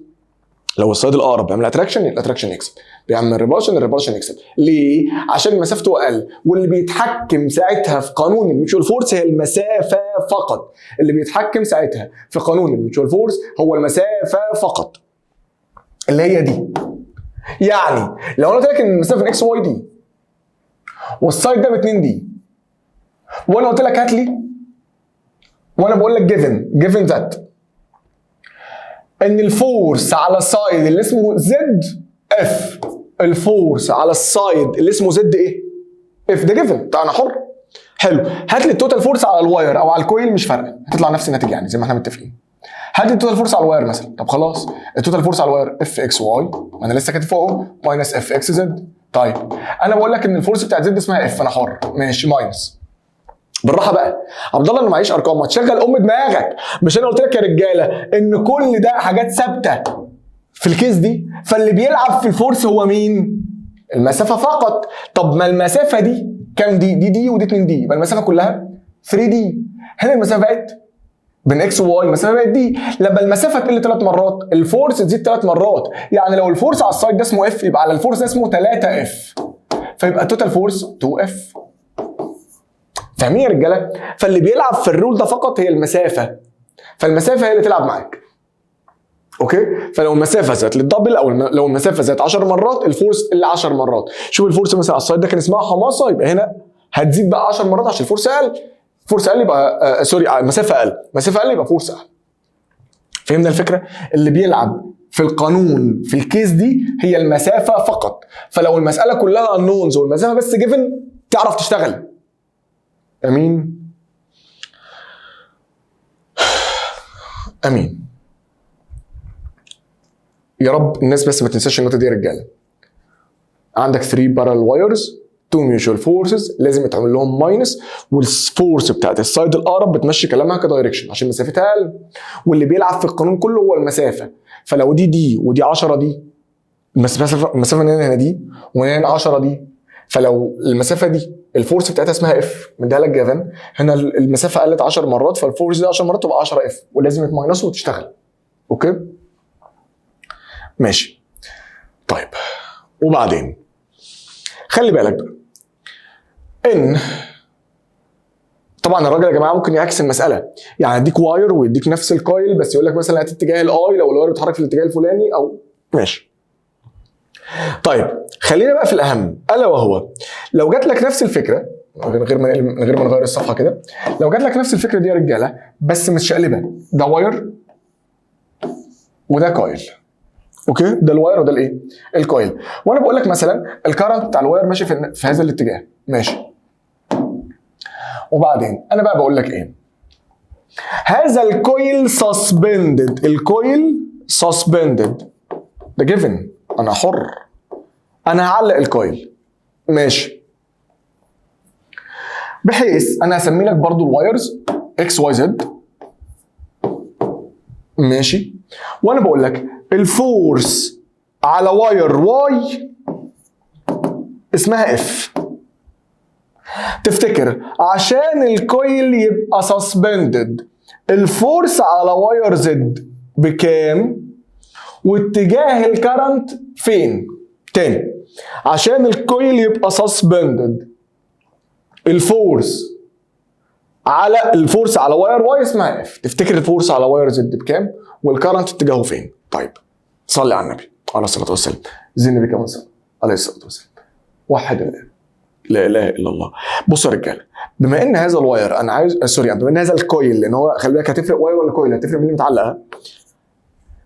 بما ان الكويل هو اللي متعلق يبقى الفورس بتاعت الكويل اكيد ابورد. ما هو طالما متعلق يبقى لازم الحاجه اللي بتشده لتحت اللي هي الويت تساوي الحاجه اللي هتشده لفوق اللي هي الفورس. الويت بيشد لتحت يبقى الفورس هتشد لفوق. حلو، يبقى لازم الفورس تزق لفوق. على انهي سايد؟ النوتة اللي هناك كانت بتقول لك ان السايد الاقرب بيمشي كلامه كدايركشن، يبقى لازم تبقى الفورس ابورد على السايد الاقرب للواير. لازم تبقى الفورس ايه؟ ابورد على السايد الاقرب للواير، يعني مش السايد ده هو السايد الاقرب، او لازم الفورس بتاعته تبقى ابورد. يبقى دي الاف بتاعته اللي هي اصلا اسمها اف، وموديل اسمها اف كمان. طب خلاص كده حصل اتراكشن ما بين الواير ده والواير ده. طالما حصل اتراكشن يبقى الكرنتات ان ذا سيم دايركشن. صح؟ مش دي ميوتشوال فورس يالا؟ صح مش دي ميوتشوال فورس؟ مش في الميوتشوال فورس يا رجاله، الكرنتات مع بعض يحصل اتراكشن وعكس بعض يحصل ريبلشن. فبما ان حصل اتراكشن يبقى اكيد الكرنتات مع بعض، ده ماشي كده يبقى ده ماشي كده. كده احنا جبنا اتجاه الكرنت بتاع الكويل، دي اول حاجه. ماشي. انا بقى عايز الفورس على واير زد كم اف؟ بالمنطق صلي على النبي عليه الصلاه والسلام. زي النبي كمان صلى عليه الصلاه والسلام. وحد الله، لا اله الا الله. لازم اديك هنا المسافات يا زميلي، تعال اديها لك. دي يا عم، ودي دي. طب خلاص، بما ان الفورس على واير واي اسمها اف ومسافتها اسمها دي، المسافه من هنا اسمها دي، المسافه من هنا 2 دي. لما المسافه تزيد الدبل الفورس اللي للهاف، لان العلاقه انفرس، فلو دي الفورس هنا اسمها اف هتبقى الفورس هنا هاف اف. حلو الكلام. فلو انا قلت لك بقى انا عايز التوتال فورس على الواير، ما التوتال فورس على الواير بتساوي اف ماينس نص اف، لما هو ده بيعمل اتراكشن بس ده بيعمل ريبلشن، فاذا تطلع في الاخر مثلا هاف اف. فاهمين حاجه يا رجاله؟ فالاسئله او الافكار دي بتبقى كتيره جدا. طب كمان واحده يلا. بص عندي واير وجنبه ريكتانجلر كايل. حلو ماشي، والكارنت ده ماشي كده. انا بقول لك هات لي اتجاه الكارنت بتاع الكويل المره دي لو الواير هو اللي سسبندد. صلي بقى على النبي اصلا صلي. انا بقول لك هنا يا رجاله ان الواير هو اللي سسبندد، الواير هو اللي متعلق. طالما الواير متعلق يبقى الفورس بتاعت الواير ابورد، يعني حصل له ريبلشن مع السايد الاقرب، يبقى الكرنتات عكس بعض، يبقى ده يلف كده بس. خلاص بس اوكي. طيب وبعدين كان في كمان نوتة في الفورس يا رجاله، بس دي نوتة عبيطه يعني. لو عندك رايت انجل تراينجل سواء كده او حتى قفلته لك فهي مش فارقه، اسمه ABC. كانت النوتة بتقول لك ايه؟ الفورس بتاعت السايد اللي الماجنتيك فيلد جاي عليها لازم تساوي الفورس اللي بتؤثر على الهايبوتنس. الفورس بتاعت السايد اللي الماجنتيك فيلد جاي عليها لازم تساوي الفورس اللي بتؤثر على الهايبوتنس. يعني ايه؟ يعني لو قلت لك ان الماجنتيك فيلد جاي مثلا على السايد ده البي، افتكر بس معايا كده. فالفورس اللي على السايد اللي الماجنتيك فيلد جاي عليها مش هو بربنديكولار هنا؟ يبقى الفورس دي اسمها ايه؟ اسمها اي بي. الفورس بتاعت اي بي لازم تساوي الفورس بتاعت الهايبوتنس اللي هو بي سي، والسايد الثالث ده بيكون باراليل للماجنتيك فيلد، يبقى اذا الفورس بتاعت اي سي بتكون بزيرو. الفورس بتاعت السايد اللي الماجنتيك فيلد جاي عليه لازم تساوي الفورس بتاعت الهايبوتنس، والثالث بيبقى بزيرو. ماشي، عشان بيكون باراليل. كلام جميل جدا يا رجاله. وكده رجعنا الفورس، تخش بقى على مراجعه التورك سريعا. التورك يا رجاله كان درس عبيط جدا وسهل. التورك يعني ايه؟ تورك يعني الكويل بيلف زي اللي بيحصل في الموتور بالظبط، وبرضه بستخدم فيه فليمنج ليفت هاند رول، لان عشان يحصل تورك لازم عندك تو فورسز على الريكتانجلر كايل، تو فورسز ايكوال واوبوزيت ونوت اون ذا سيم لاين اوف اكشن عشان يبتدي يلف. وخلي بالك لو انت عندك كويل مثلا كده، انا بقول لك ان الكويل ده بيلف في هذا الاتجاه، مين اللي بيخليه يلف؟ السايد ده والسايد ده، يعني السايد ده عليه فورس والسايد ده برضه عليه فورس. منين؟ اكيد بيبقى في ماجنتيك فيلد خارجي جاي له مثلا ماجنت ان او اس، وهو نفسه جوه كرنت كده. اوكي. فلو جبت الفورس على السايد ده مثلا، الماجنتيك فيلد طبعا بيمشي من الان للاس يا رجاله. الاي مثلا لفوق اهي تبقى الفورس انتو ذا بيج. طب هنا من الان للاس لتحت اوت اوف ذا بيج، فده كده يخلوه يلف. طيب لو انا بقى سالتك ان الكل مثلا اسمه A B C D، الفورسز المسببه للتورك فين وفين؟ على انهي سايدز؟ A B و C D. الفورسز المسببه للتورك كونستنت وبالماكسيموم فاليو، ودي من اهم النوتس اللي جت في كذا امتحان تجريبي، وجت برضه في الامتحان تقريبا بتاع الازهر على ما اتذكر بتاع السنه دي. اوكي، فيبقى اذا التو فورسز المسببين للدوران كونستنت وبالماكسيموم فاليو، يعني الفورس اللي على السايد اسمها اف، يبقى على السايد ده برضه اسمها اف، واثناء الدوران عمر الفورس على التو سايدز دول ما يتغير، هيفضلوا بالماكسيموم فاليو. يبقى الفورس على التو سايدز المسببين للدوران كونستنت وبالماكسيموم فاليو. امين. طيب التو فورسز بقى رجاله اللي على السايدز ده والسايد ده، دول بقى بيتغيروا ليه؟ لان انا دلوقتي بتكلم عن الفورس مش على التورك، بسال على الفورس لسه. الفورس هنا الماجنتيك فيلد بيمشي من الان للاس، يعني هنا الواير باراليل للماجنتيك فيلد. اوكي، مع الدوران بقى هيبتدي الواير ده اللي انا بتكلم عليه ده دلوقتي يا رجاله يلف، فالانجل بتاعته تزيد، فتقعد الفورس بتاعته تزيد، وبعدين ترجع الفورس ايه؟ تقل. طبعا ده وده زي بعض. اوكي، يبقى خلي بالك ان التو فورسز دول بيتغيروا، لكن هم مش بيأثروا على اي حاجه خالص. اوكي، لان هم بيلغوا بعض في الاخر، ولكن دول بيزيدوا ويقلوا مع اثناء الدوران، لكن دول كونستنت وبالماكسيموم فاليو. التو فورس المسببين للدوران كونستنت وبالماكسيموم فاليو. كلام جميل جدا. طيب تعالى بقى نشوف التورك كان قانونه يا رجاله. صلي على النبي عليه الصلاه والسلام. التورك كان قانونه، سيادتك عارف ان ليه قانون ما بيجيش كتير بس لازم احفظه، ان التورك بيساوي فورس ملتبلاي البربنديكولار ديستانس بين التو فورسز. يعني ايه؟ يعني بقول لك ان اللي بيخليه يلف الفورس اللي على السايد ده والسايد ده، صح؟ يبقى اذا التورك بيساوي الفورس اللي بتخليه يلف ملتبلاي البربنديكولار ديستانس اللي هي من هنا لهنا دي. اوكي؟ طبعا اليونت بتاعته نيوتن دوت متر. حلو الكلام. طب وبعدين التورك بقى كان ليه القانون اللي انت حافظه اللي هو بيان ساين ثيتا. طيب وبعدين الاي والاي والان دول بتوع الكويل. طبعا البي هي البي اكسترنال اللي بتؤثر على الكويل. طبعا تركات القانون مش محتاج اقولها لك. البي اكسترنال ممكن ما تبقاش جيفن، تضطر تجيبها. الاي في على ار، والار ريزستيف لينس على الاريا، والاريا دي باي ار سكوير، وفي اريا واير واريا كويل وكل الكلام اللي انت عارفه، والنمبر اوف تيرنس وكل ده. الثيتا الانجل من البي والنورمال على الكويل، او النورمال على البي والكويل، يعني عكس المنطق. تاني الثيتا دي بسرعه جدا. خلي بالك الكلام ده انا بعمله فين؟ باخد الانجل من البي والنورمال على الكويل في 3 اماكن في المنهج. فين وفين وفين؟ تورك ودينامو وموتور. فلو ده البي وده الكويل، انا ما باخدش الانجل ما بين البي والكويل، انا باخد الانجل ما بين البي والنورمال على الكويل. يعني انا عايز البي والنورمال، يعني انا عايز الانجل دي يا رجاله، هي دي الثيتا بتاعتي. او الانجل ما بين النورمال على البي والكويل، يعني ايه يعني يا رجاله؟ بص اهي امسح كده. لو ده البي وده الكويل تاني، ممكن اخد الانجل ما بين النورمال على البي والكويل. فين البي اهو؟ النورمال على البي والكويل، هي دي هي برضه. يبقى الثيتا يا رجاله بتاعت الدينامو او التورك والدينامو والموتور هي الانجل من البي والنورمال على الكويل، او النورمال على البي والكويل، اللي هي عكس المنطق زي ما انت عارف. يعني لو باراليل تبقى 90، بربنديكولر تبقى 0. بس خلي بالك ان ممكن يديها لي مظبوطه، فاقرا السؤال كويس. لو جاب لي سيره كلمه نورمال او بربنديكولر تبقى الانجل مظبوطه ساعتها. اوكي، خلي بالك بقى ان الراجل النورمال على الكويل ده كان ليه اسم ماجنتيك دايبول مومنت. كان اسمه يا رجاله ماجنتيك دايبول مومنت. الام دي كان قانونه ايه يا رجاله؟ اسمه ايان، او قانونه سوري ايان، مش اسمه، هو قانونه ايان. طيب الايان ده اليونت بتاعته ايه؟ امبير دوت متر سكوير. حلو، ده قانونه ايان، ولا في ساين ثيتا ولا اي حاجه، يعني هو مش بيتاثر بالثيتا. خلي بالك ان الراجل ممكن يقول لك الانجل من البي والنورمال على الكويل ب 30، خلاص مظبوط. ممكن يقول لك الانجل من البي والماجنتيك دايبول مومنت، ما هو خلي بالك النورمال على الكويل ده اسمه ماجنتيك دايبول مومنت، كده برضه الثيتا مظبوطه. فلو قال لك كلمه ماجنتيك دايبول مومنت ده النورمال على الكويل، فالثيتا تبقى ايه يا رجاله؟ مظبوطه. اوكي، طبعا الفاكتورز اللي بتاثر على التورك البي والاي والاي والان وساين ثيتا وساين ثيتا وكلهم دايركت.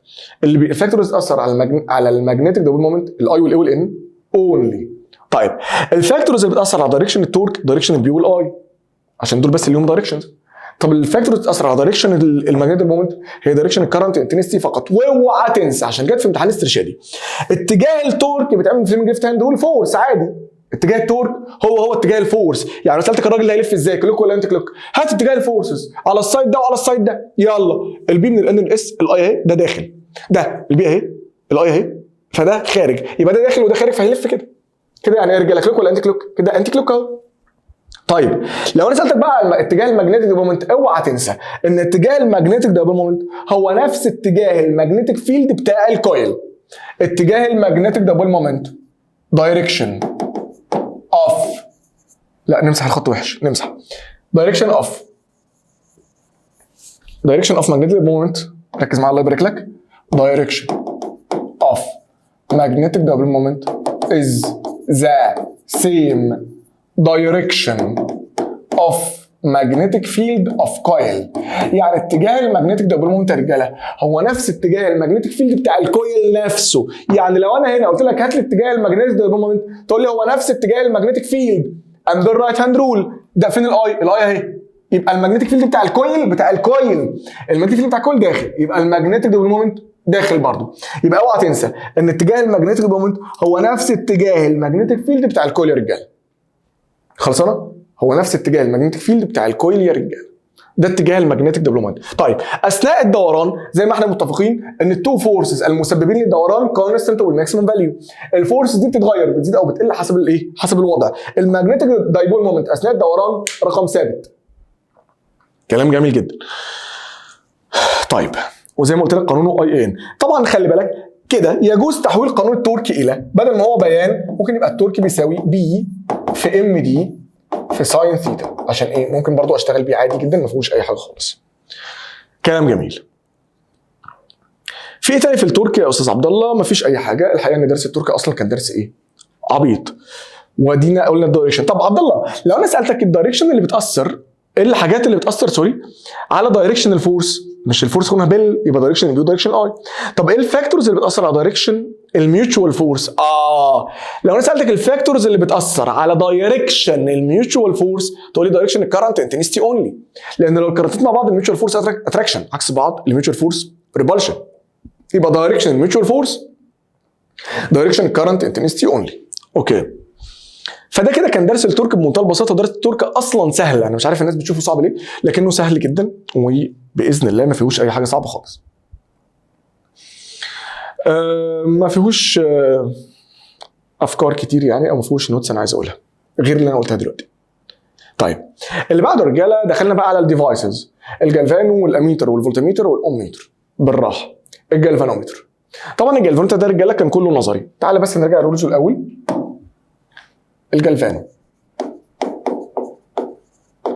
الجالفانومتر ده رجاله كان بيعمل ايه؟ بيميجر الفيري ويك دي سي كارنت، صح؟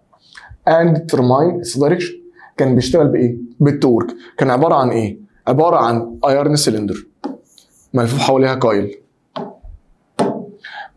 كايل، متوصل من تحت بسبرينج ومن فوق بسبرينج. التو سبرينجز متوصلين بالكارنت سورس اللي هي الباتري بتاعت سيادتك، بس صغنططه يعني. ماشي.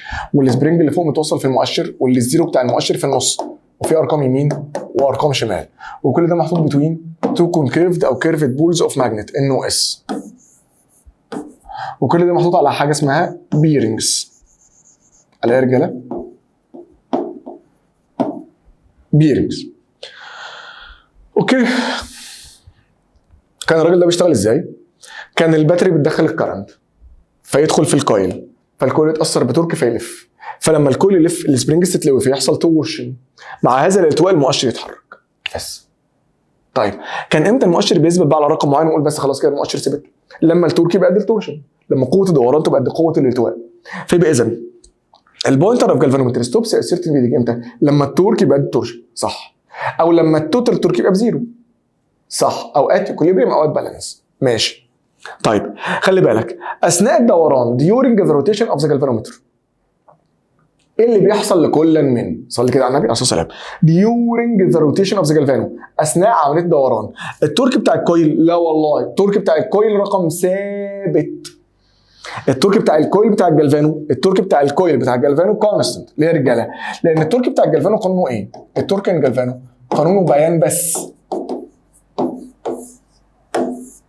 حلو؟ حلو. يبقى اذا التورك بتاع الكويل بتاع الجلفانو، تورك الكويل الجلفانو اثناء الدوران كونستنت وما بيتغيرش. طب التورشن بتاع السبرينجز، الالتواء بتاع السبرينجز يا رجاله، الالتواء بقى بيزيد. ليه؟ لان مع كل لما ده يلف السبرينجات تتلوي اكتر، فالتورشن بيزيد. طب التوتال تورك بيقل لحد ما التوتال تورك يساوي كام؟ 0 ات ايكوليبريم. طيب انا كنت ليه بحط البرينجز يا رجاله؟ تو ديكريز الفريكشن فورس. طيب ليه بستخدم كبر كويل؟ اشمعنى كبر؟ عشان الكوندكتيفيتي عاليه. الكوندكتيفيتي عاليه فيوصل الكهرباء كويس، فيقيس كويس. طيب ليه بستخدم ايرون سلندر؟ عشان البرمابيلتي تبقى عاليه. فلما البرمابيلتي تبقى عاليه اللي هي الميو، لما البرمابيلتي تبقى عاليه يبقى التورك برضو مور اكيوريت. طيب ليه الماجنت كونكيفد بولز او كيرفد بولز المنظر ده يا رجاله؟ عشان الماجنتيك فيلد يبقى على شكل ريديوس. فالماجنتيك فيلد لما يبقى على شكل ريديوس، لو انت بصيت له من فوق يعني، تو ميك ذا ماجنتيك فيلد ان ريديال شيب ذن كونستنت ماجنتيك فيلد، فالماجنتيك فيلد يبقى ايه؟ ثابت. سو ذا تورك اوف جالفانومتر affected by the current intensity only، فيبقى مور اكيوريت. يعني ايه يا رجاله؟ انا عايز دلوقتي، خلي بالك ان انا الجالفانو بحدد بيه اتجاه الاي كمان. امين؟ يعني بحدد بيها البولاريتي اوف ذا باتري. طبعا صح، الاثنين صح. يعني الجالفانو بيعمل ايه يا رجاله؟ determine the direction of very weak current، وبيحدد الفاليو بتاعته. يعني بيحدد الفاليو بتاعت الفيري ويك كارنت وبيحدد اتجاهه كمان. يعني determine the polarity of the current source. حلو الكلام. فعشان الجالفانو يحدد او يشتغل على الاي بس، لازم باقي الفاكتورز تبقى كونستنت. طب ما الاريا ثابته والان ثابته، فانا عايز اثبت البي. فلما انت تخلي البي على شكل ريديوس، والريديوس بتاع السيركل ثابت من اي اتجاه، يعني لو انا بصيت للبتاع دي من فوق، بص لي كده من فوق اهو، ادي الان وادي الاس ودي السلندر وفي كويل هنا، فالماجنتيك فيلد على شكل ايه؟ ريديوس محاوط هذه السلندر، صح ولا لا؟ والريديوس بتاع الماجنت رقم ثابت مش بيتغير، فالماجنتيك فيلد يبقى رقم ايه؟ ثابت مش بيتغير، فيقدر الجالفانو يحدد اتجاه الاي بس من غير ما اتجاه البي يتاثر عليه. فلو انا سالتك دايركشن التورك بتاع الجالفانو بيتاثر بايه؟ دايركشن الكرنت انتنسيتي اونلي.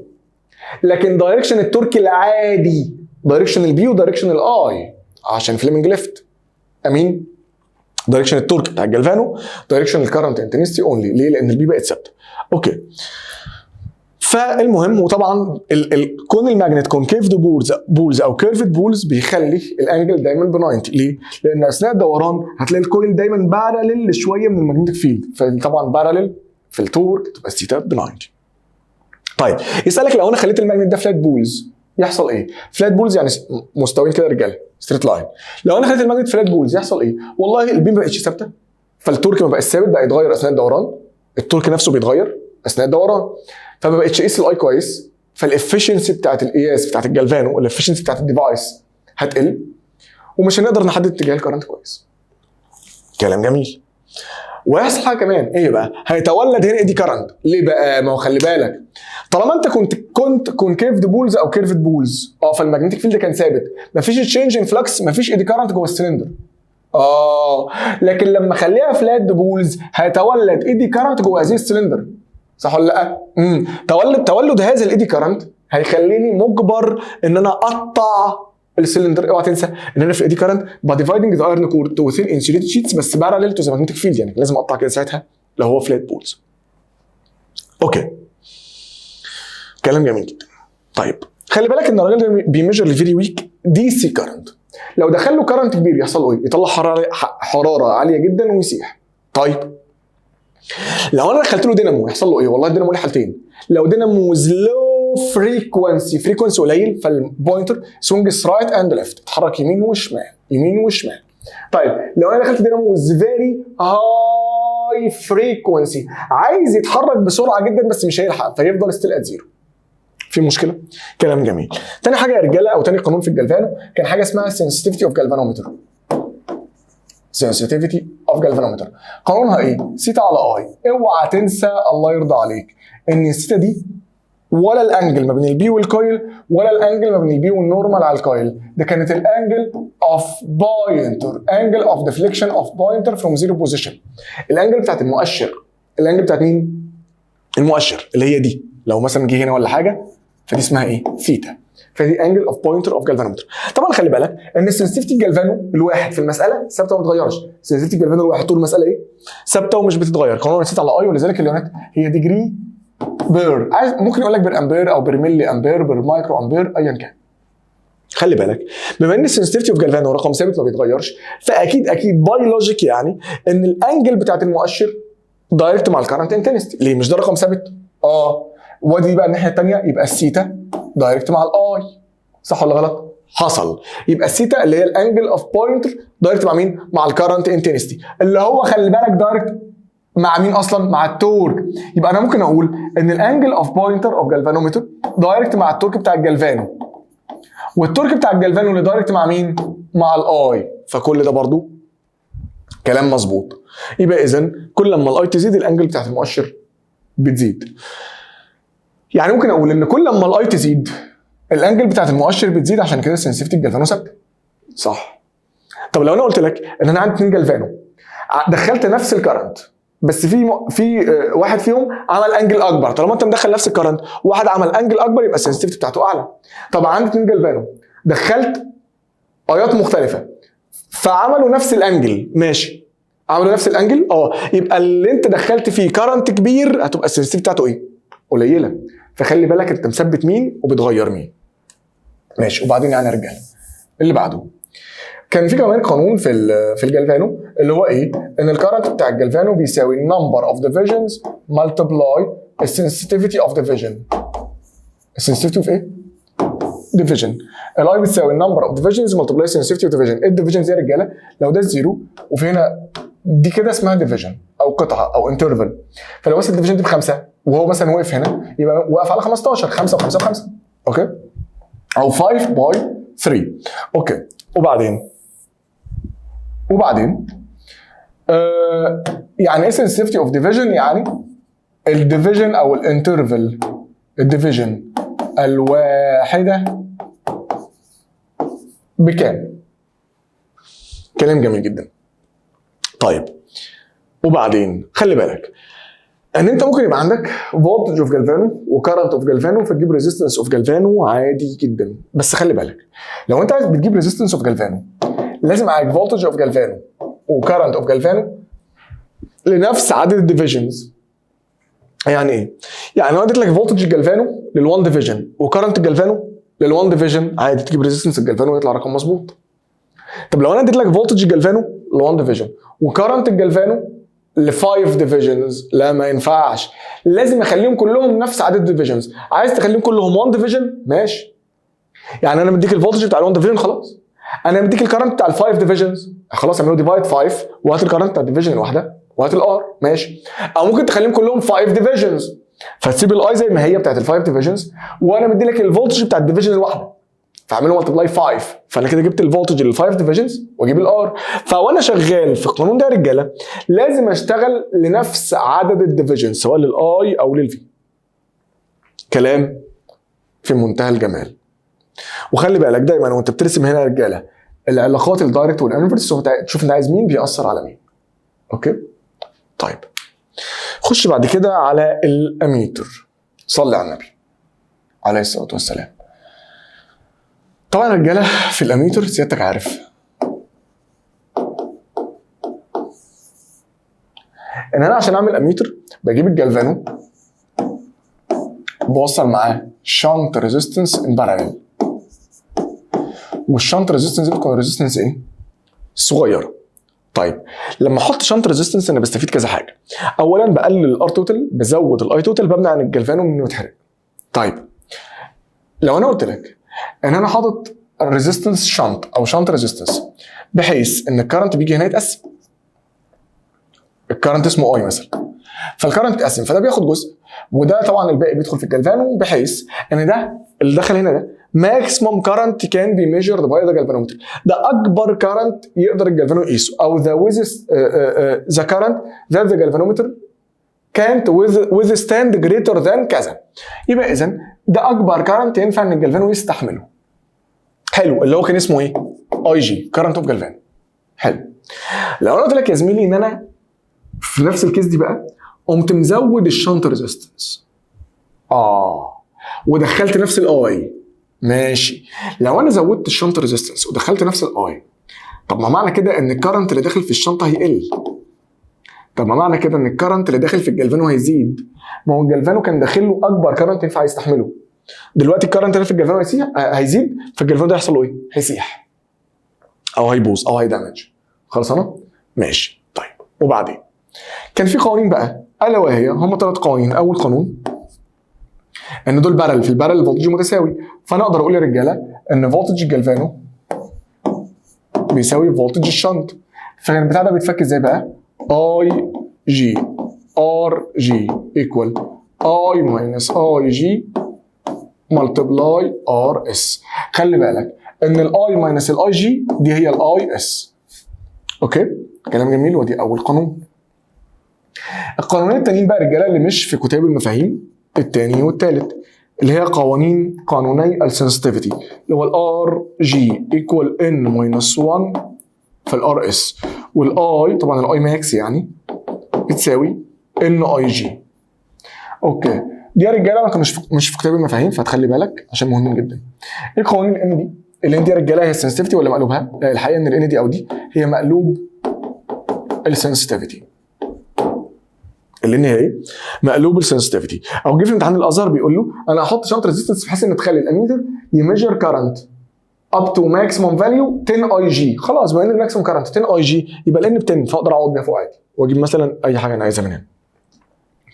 كلام جميل. فدي كانت مقلوب السنسيتيفيتي بتاعت الاميتر. او كان ممكن سيادتك ترسمها باراليل عادي جدا وتحط الجيفن وتحلها كانك شابتر 1 برضه عادي جدا. طب الحته النظر اللي في غايه الاهميه يا رجاله هي علاقه، نكتبها باللون الاسود ماشي، علاقه الشنط ريزيستنس بالسنسيتيفيتي. الريزيستنس بتاعت الاميتر يا رجاله دايركت مع السنسيتيفيتي، دايركت مع الايرور، لكنها انفرس مع الاكيورسي. الاكيورسي اللي هي دقه الجهاز في القياس. يبقى كل ما الشنط ريزيستنس تقل السنسيتيفيتي تقل والايرور يقل، كانت الدقه تزيد. كلام جميل جدا. من اهم الحاجات بقى اللي احنا عايزين نرجع عليها رجاله الجرافس بتاعت الاميتر والفولتميتر. ركز معايا الله يرضى عليك. ماشي. صلي على النبي عليه الصلاه والسلام. زد النبي كمان صلاه عليه الصلاه والسلام. وحد الله لا اله الا الله. خلص يا عبد الله. انت بتقول لي اكيد. ماشي انا هخلص اهو. تعال بص يا زميلي، انا دلوقتي يا رجاله عايز اعمل جراف ما بين الاي و1 على ار شنط. حلو. اول نقطه انا عايز اقولها، اولا الراجل هيديك ارقام مثلا، ماشي. اول نقطه انا عايز اقولها بقى، لو فينا تحويله مثلا ملتبلاي 10 باور 93 ومثلا فينا رقم 5، فانت عايز تشتغل برقم ال5 ده زي ما احنا هناخد بعد شويه هنشتغل بيه ازاي. دلوقتي هفكرك انا هشتغل بال5 ده. باخده ازاي بقى؟ الرجاله الله يرضى عليك، اي تحويله مكتوبه هنا لازم تتعمل ملتبلاي الرقم، مش ده 5؟ يبقى اذا التحويله دي بتتعمل ملتبلاي الرقم ده. يعني اقدر اقول ان مش دي 1 على ار اس، الجراف ده كده 1 على يبقى 1 على ار اس بتساوي 5 ملتبلاي 10 باور نيجاتيف 3 مثلا. فتقدر تجيب الار اس وتعوض. يبقى خلي بالك اي جيفن في اي حته في المنهج، اي تحويله جنب الحاجه هنا يا رجاله التحويله تبقى جنب الرقم. امين؟ فده معناه ان 1 على ار اس مثلا بتساوي الرقم ملتبلاي التحويله، فممكن نجيب الار اس وبعدين اعوض. اوكي نرجع لمرجعنا. شيل التحويلات دي كلها بعد اذنك. شيل يلا ارسم تاني اهو 1 اوفر ار اس. طيب طبعا يا جماعه هذا الجراف سيادتك فاكر او مش فاكر ما بيبداش من الزيرو، بيبدا من رقم كده، ودي من اهم النوتس اللي احنا رجعناها مليون مره في الريفيجن وهرجع لك عليها تاني يوم. ايه هي؟ اي جراف مش بادئ من الزيرو فالتقاطعات جيفن مهم جدا. اي جراف مش بادئ من الزيرو فالتقاطعات جيفن في غايه الاهميه. ازاي؟ ما هو طالما الجراف مش بادئ من الزيرو يا رجاله معنى كده انه بادئ من هنا نقطه التقاطع دي. طب هي نقطه التقاطع دي الاي، بس بشرط لما الار اس لسه بكام؟ بزيرو. طالما الار اس لسه بزيرو وانا ما حطيتش ار اس يبقى ده اي جي. حلو عرفنا التقاطع. طيب طبعا لو عندك ارقام ممكن تشتغل. طب انا عايز الاسلوب. طب هنا الاسلوب بقى بيساوي ايه؟ عشان نشتغل بما يرضي الله اكتب القانون اي جي ار جي ايكوال اي اللي هي اي ماكس ماينس اي جي ملتبلاي ار اس. حلو. لازم اجيب الواي اكسس لوحده. ليه؟ انا عايز اخلي الايكويشن على الشكل ده يا رجاله اللي هو واي ايكوال ام اكس بلس سي عشان اعرف اشتغل. ماشي، فانا اجيب لازم اجيب الواي اكسس لوحده اللي هو الاي ده، الواي اكسس ده اللي هو الاي. خلاص يبقى لازم اعمل ديفايد ار اس، يبقى اي جي ار جي على ار اس، واودي الاي جي بالبلس يبقى بلس اي جي، كل ده ايكوال اي. طب ما احنا كده خلصنا ازاي؟ ما هو ده كده الواي اكسس، ال1 على الار اس ده كده الاكس اكسس. يبقى الام اللي لازق في الاكس ده السلوب، يبقى السلوب هو اي جي ار جي يعني في جي، يبقى السلوب هو مين؟ في جي، لان الراجل بقى مش لازم يديك ارقام، ممكن يديلك انجل هنا يقول لك خد الانجل دي ب 30. فساعتها يبقى السلوب اللي هو الفي جي بيساوي تان 30. فمثلا ساعتها يديك الاي جي ويقول لك هات انت بقى الار جي يا حلو. فساعتها لازم تبقى عارف الاسلوب بيتجاب ازاي. اوكي؟ في حد يقول لي عبد الله طب هو ليه وجع الدماغ؟ ما تريح دماغك، ما تعمل اللي واقف على النايم، اي على 1 على ار اس، تحت اللي تحت يطلع فوق، يعني اي في ار. طب ما الاي في ار ده الفي جي، طب هو ده في جي ولا في اس؟ ولا دول بارل في البارل فولتج كونستنت؟ طبعا في البارل فولتج كونستنت، فاقدر اقول ان هو الفي جي برضه عادي. بس المهم انا كنت عايز افكرك بطريقه الجراف او الاسلوب دي. طيب وبعدين طبعا مش لازم يديلك الجراف بالمنظر ده، ممكن يديلك مثلا ما بين الاي والاي اس و1 على ار اس، او الاي جي والار جي، اي حاجه، او الاي جي والاي توتال ايا كان يعني. طبعا ممكن تبقى برضه بادئه من الزيرو، بس لو بادئه من الزيرو تبقى ايه؟ سهله وساعتك بتعرف تشتغل عادي. طيب وبعدين صلي بقى على النبي عليه افضل الصلاه والسلام.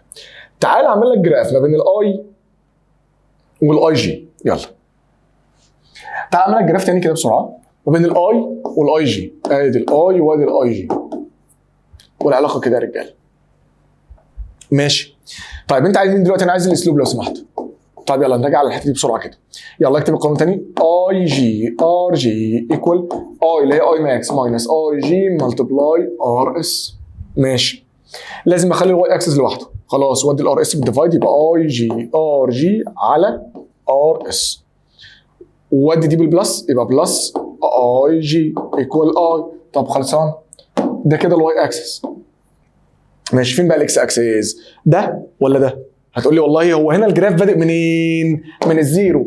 طالما الجراف يا رجاله بادئ من الزيرو مفيش انترسبتد بارت والواي اكسس، صح؟ مفيش سي، مفيش انترسبتد بارت، يبقى لازم تبقى العلاقه ان الواي ايكوال ام اكس وخلاص.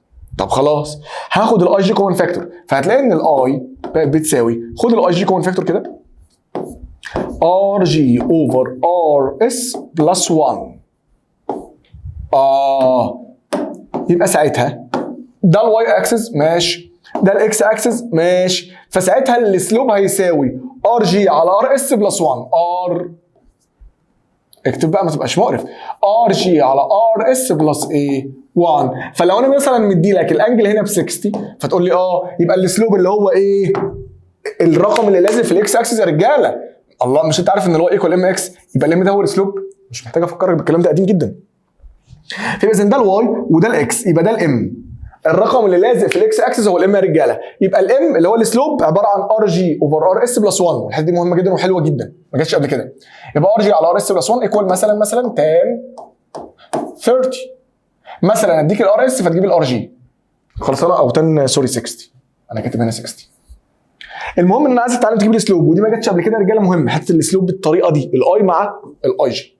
اوكي طيب، واوعى تنسى طبعا بعد اذنك العلاقه النظري دي عشان مهمه جدا، لان العلاقه دي ممكن تيجي ريليشن، علاقه الشنط مع السنسيتيفيتي دايركت، الشنط مع الايرور دايركت، الشنط او الريزيستنس مع الاكيورسي انفرس. طب مع وانا على الاكيورسي دايركت. ماشي يا رجاله. وبعدين بالمناسبه لو انا قلت لك ان الشنط ريزيستنس قلت، الميجرنج رينج هيزيد. ايه الميجرنج رينج ده؟ لو اي توتال يعني. فلو الشنط قلت الميجرنج رينج اللي هو الاي توتال هتزيد. ماشي طيب، خش بعد كده بعد اذنك على الفولتميتر. يلا يا رجاله، الفولتميتر، صلي على النبي عليه الصلاه والسلام. الفولتميتر الرجاله كنا بنجيب الجلفانو، هو نفس الجلفانو بتاعنا الجميل، بس بنوصل مع ان سيريس مالتبلاير ريزيستنس. صح؟ صح. يبقى دي ار ام ودي ار جي. طيب طبعا الكرنت اللي داخل اسمه اي جي في جميع الحالات لان دول سيريس فنفس الاي داخله. طيب كنا احنا بنعمل ايه يا رجاله؟ بنقيس انهي واحد فيهم. والله ده اسمه في جي، ده اسمه في ام، كنت انا بقيس الفي ماكس. طيب عشان نقيس الفي ماكس يا رجاله كان ليه قانون. اول قانون، لان نكتب القوانين باللون الازرق. اول قانون ان الفي ماكس ايكوال اي جي افتح براكت ار جي بلس ار ام.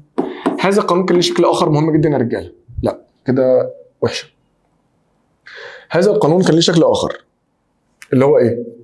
انا بس عشان عايز امسح البتاعه دي، هنمسح القانون كله.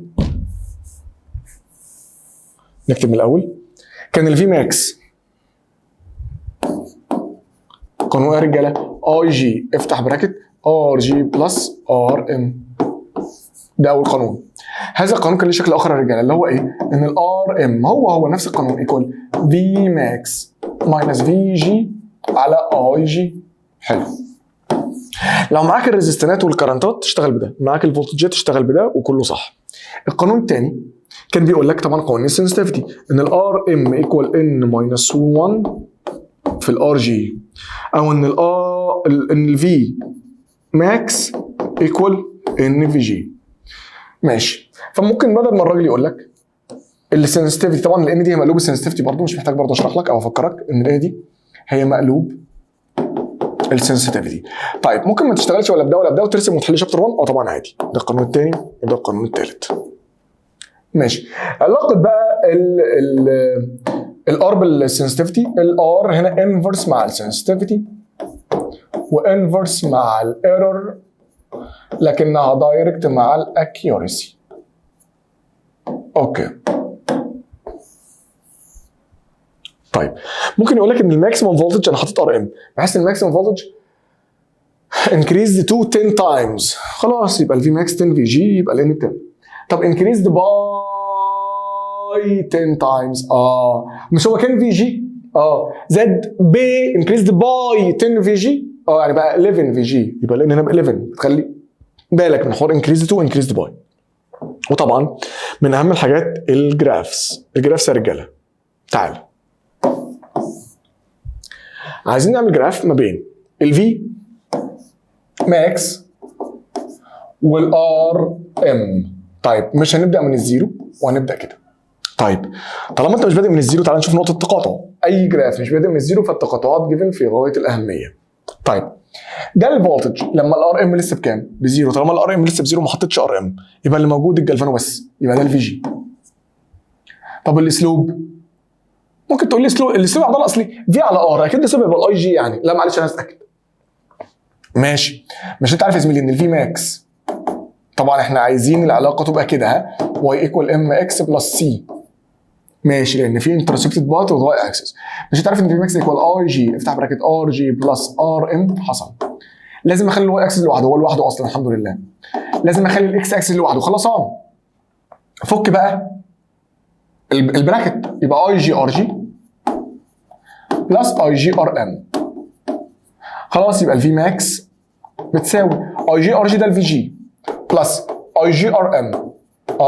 خلصنا. خلصنا. ليه؟ ما هو ده الواي اكسس، الاكس اكسس هو الار ام. يبقى الام ده الاسلوب، يبقى الاسلوب هو مين؟ فعلا الاسلوب هنا هو الاي جي. وده طبعا نقطه تقاطع زي ما انت راسم. طيب عايزين نعمل كمان جراف بعد اذنك. اتفضل. اهو العلاقه ما بين الفي ماكس والمره دي ار جي بلس ار ام. هنا الجراف لازم يبدا من الزيرو عشان هنا الاسلوب هيبقى على طول مباشر جدا، في ماكس على ار جي بلس ار ام، فتطلع لك اي جي بس.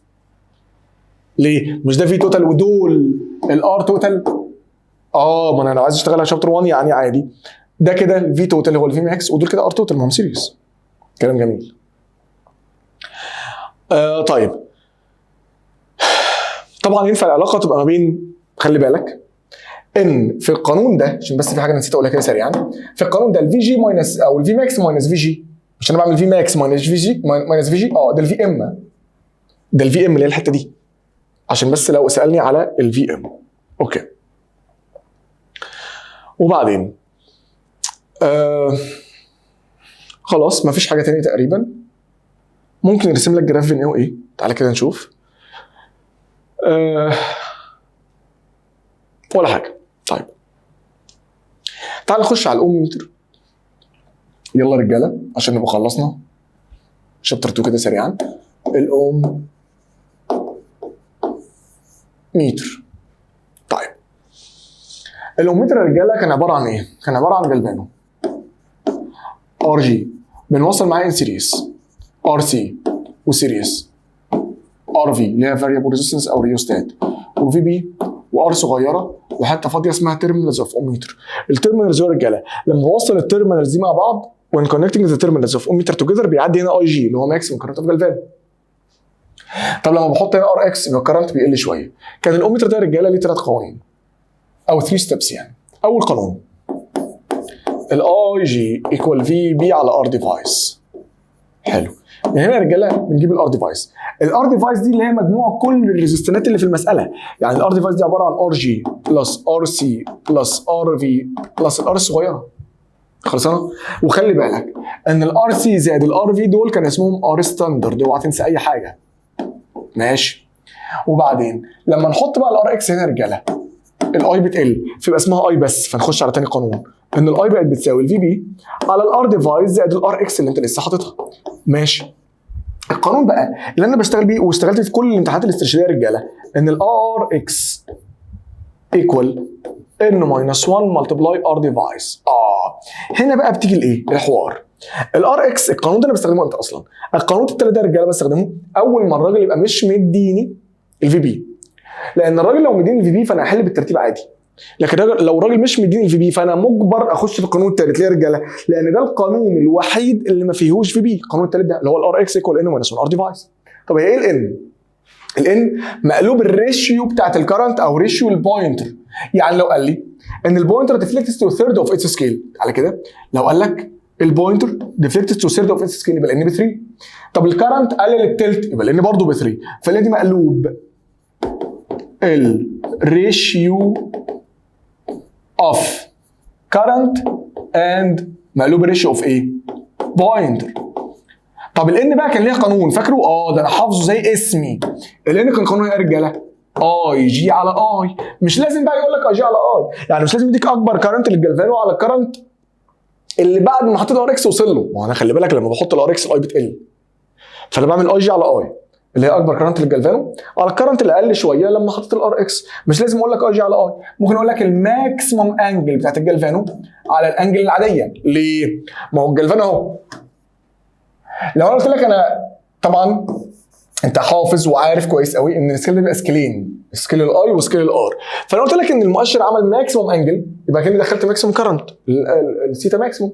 طب لما ده حطيت ار اكس المؤشر بتاعت الجلفانو اللي هو المؤشر بتاع الكرنت يعني بقت الانجل بتاعته بكذا يبقى دي الانجل العاديه فبرضه اجيب الان واشتغل. فينفع اشتغل سواء بده او بده. طبعا انا ممكن اجيب الان واعوض عادي جدا. يبقى الراجل لو ما اداليش الريشيو اعرف انا اجيب الان اجي على اي او ثيتا ماكسيموم على ثيتا واشتغل واجيب واحط الان هنا ومثلا معايا الار اكس اجيب الار ديفايس واطلع اكمل المساله فوق. يعني ممكن اجيب الار ديفايس من هنا واطلع خلي بالك اكمل حل عادي. اوكي؟ او يعكس يديني الار ديفايس واجيب الار اكس واشتغل. ماشي. يعني مثلا ممكن من هنا اجيب الار ديفايس حتى بالرموز كام ار. مثلا الار ديفايس يطلع مثلا 20 ار الار ديفايس دي. فخلاص يبقى الار ديفايس ب 20 ار ويدي لك مثلا دي ار ودي 5 ار ودي ار يبقى دي كام ار وتشتغل. خلي بالك بقى ان الكلام ده كله ممكن يجي على سكيل. ممكن يجي على سكيل. خلي بالك السكيل ده بيبقى سكيلين. سكيل الاي وسكيل الار. سكيل الاي بعرفه منين؟ اوله زيرو واخره اي ماكسيموم او اي جي. اي ماكسيموم او اي جي. سكيل الار بيبقى الناحيه الثانيه بيبقى الزيرو بتاع الاي عكس الزيرو بتاع الار. وخلي بالك دي ار اكس مش ار بس. والسكيل الار بدايته زيرو واخره انفينيتي. سكيل الار بدايته زيرو واخره انفينيتي. طيب وده طبعا سكيل الار اكس. وخلي بالك ان الاوميتر الرجاله كان نون يونيفورم سكيل. الاوميتر كان يا رجاله نون يونيفورم سكيل. ليه بقى كان نون يونيفورم؟ مش بس كده ده كان نون يونيفورم سكيل والمسافات بين الارقام بتصغر والمسافات بتصغر. خلي بالك الكلام على سكيل الار. ها طيب كانت ليه بقى رجاله نون يونيفورم ولا المسافات بتصغر؟ كان نون يونيفورم لان الاي جي ده الاي توتال زي ما انت شايف في الرسمه، الاي جي هو الاي توتال، فالاي توتال انفرس مع الار توتال، فلو انت كنت حاطط هنا الار توتال كان يبقى يونيفورم. هل انت حاطط الار توتال ولا حاطط حته؟ حاطط حته، يبقى نون يونيفورم. يبقى الراجل ده نون يونيفورم ليه؟ لان الاي توتال انفرس مع الار توتال but we put the unknown resistance only on the scale، فيبقى نون يونيفورم. كلام جميل. طيب خلي بالك ان نكمل بقى، نرجع لمرجعنا لان اي جي على اي. الراجل ده ممكن يجيب لك بقى الحاجات على السكيل هنا. اعمل ايه؟ يجوز فرض سكيل الاي عشان اجيب الريشيو. تاني، يجوز فرض سكيل الاي عشان اجيب الريشيو. اشمعنى يعني يا رجاله؟ لان الاي يونيفورم. طب ما ينفعش افرض سكيل الار تبقى حمار. ليه؟ الار نون يونيفورم. احنا لازم نقول الاوميتر او سكيل الريزيستنس نون يونيفورم. فيجوز فرض سكيل الار سوري الاي ازاي؟ زيرو، اي ارقام تعجبك بس يونيفورم. 1 2 3 4 5 6 او 2 4 6 8 10 15 20 15 سوري 10 20 30 40 5 10 15 20. المهم ان هم يبقوا يونيفورم. وبعدين اكبر رقم انت فرضه، خلي بالك، اكبر رقم انت فرضه عنده الار اكس بزيرو ده الاي جي. لان خلي بالك ايه هو الاي جي؟ الاي جي يا رجاله اللي سواء ده او ده هو ماكسيموم كارنت كان بي ميجرد باي ذا جالفانومتر. صح، اكبر كارنت ينفع الجالفانو يقيسه، او ان الجالفانومتر ما يقدرش يستحمل اكتر منه، لو دخله اكتر منه يسيح. او هو الكارنت اللي الجهاز بيقيسه when connected the terminals of ohmmeter together، لما اقفل دول على بعض، او لما الار اكس بزيرو. فلما الار اكس بزيرو الرقم اللي انت فاضله ده الاي جي. طيب لما هو بقى يشاور لك مثلا يقول لي انا عايز الار اكس هنا، خلاص يبقى دي الاي بتاعتي واجيب الان واشتغل. طيب لو اداني انجل، ركز معايا الله يرضى عليك، لو اداني انجل، لو الراجل كان راسم، هو لما بيديك انجل بقى بيرسم حاجه فيهم بس، يا اما الاي يا اما الار. طيب نفترض ان هو رسم الاي، يعني كتب لك اي ما كتبلكش ايه؟ ار، كتب لك اي والمؤشر كان هنا وبعدين بقى هنا، يبقى دي ماكسيموم انجل وليكن مثلا ب 100 ديجري. ماشي، حطيت الار اكس فالمؤشر جه هنا مثلا دي 20 ديجري، خلاص يبقى 100 على 20 اللي هي السيتا على السيتا وخلاص. حلو الكلام. طب لو قال لي، معلش لحظه واحده امسح دي كده، لو قال لي لا والله ده كان 100 وبعدين لما انا حطيته المؤشر رجع من هنا لهنا 80. خلي بالك ان الانجل دي يا رجاله بتتحسب من الزيرو بتاع الاي مش من الزيرو بتاع الار. تاني، السيتا بتتحسب من الزيرو بتاع الاي وليس من الزيرو بتاع الار. فلازم لو هو ده اللي دي 80 يبقى اذا من الزيرو بتاع الاي المؤشر اتحرك 20، فاعمل برضو 100 على 20.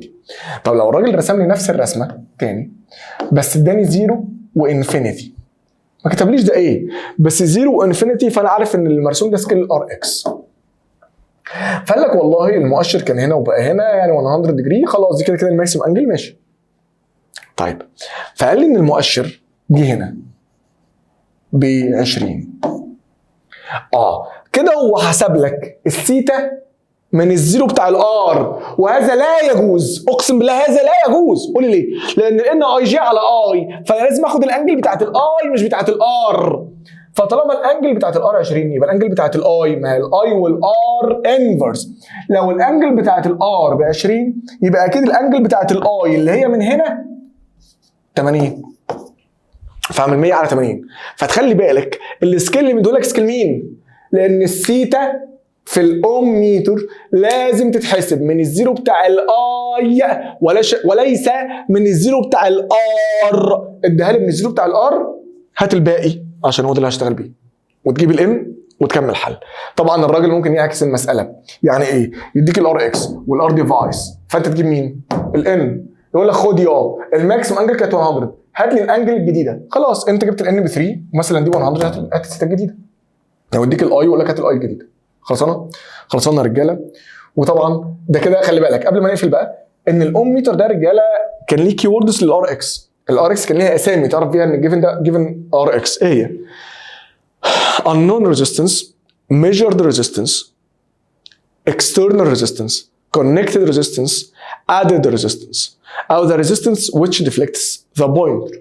الار سي كان ليها اسامي كونستنت او فيكسد، الار في فاريبل او ريوستات. خلاص، لو قال لك ريزيستنس اوف اوم ميتر اسمها ار ديفايس او اللي هي الار ديفايس بتاعتنا دي. خلصنا يا رجاله؟ وطبعا اوعى تنسى ان الستاندرد ريزيستنس هي الار سي والار في مع بعض. كلام جميل، واعتقد ان احنا كده الحمد لله يعني رجعنا تقريبا كل النوتس بتاعت الاوم ميتر او بتاعت شابتر 2 عامه، والجرافس كمان اكدنا عليها. خلي بالكم يا رجاله والنبي، جرافس الاميتر والفولتميتر مهمه جدا، والنوتس عامه كلها يعني في غايه الاهميه. ربنا معاكم يا رجاله، السلام عليكم.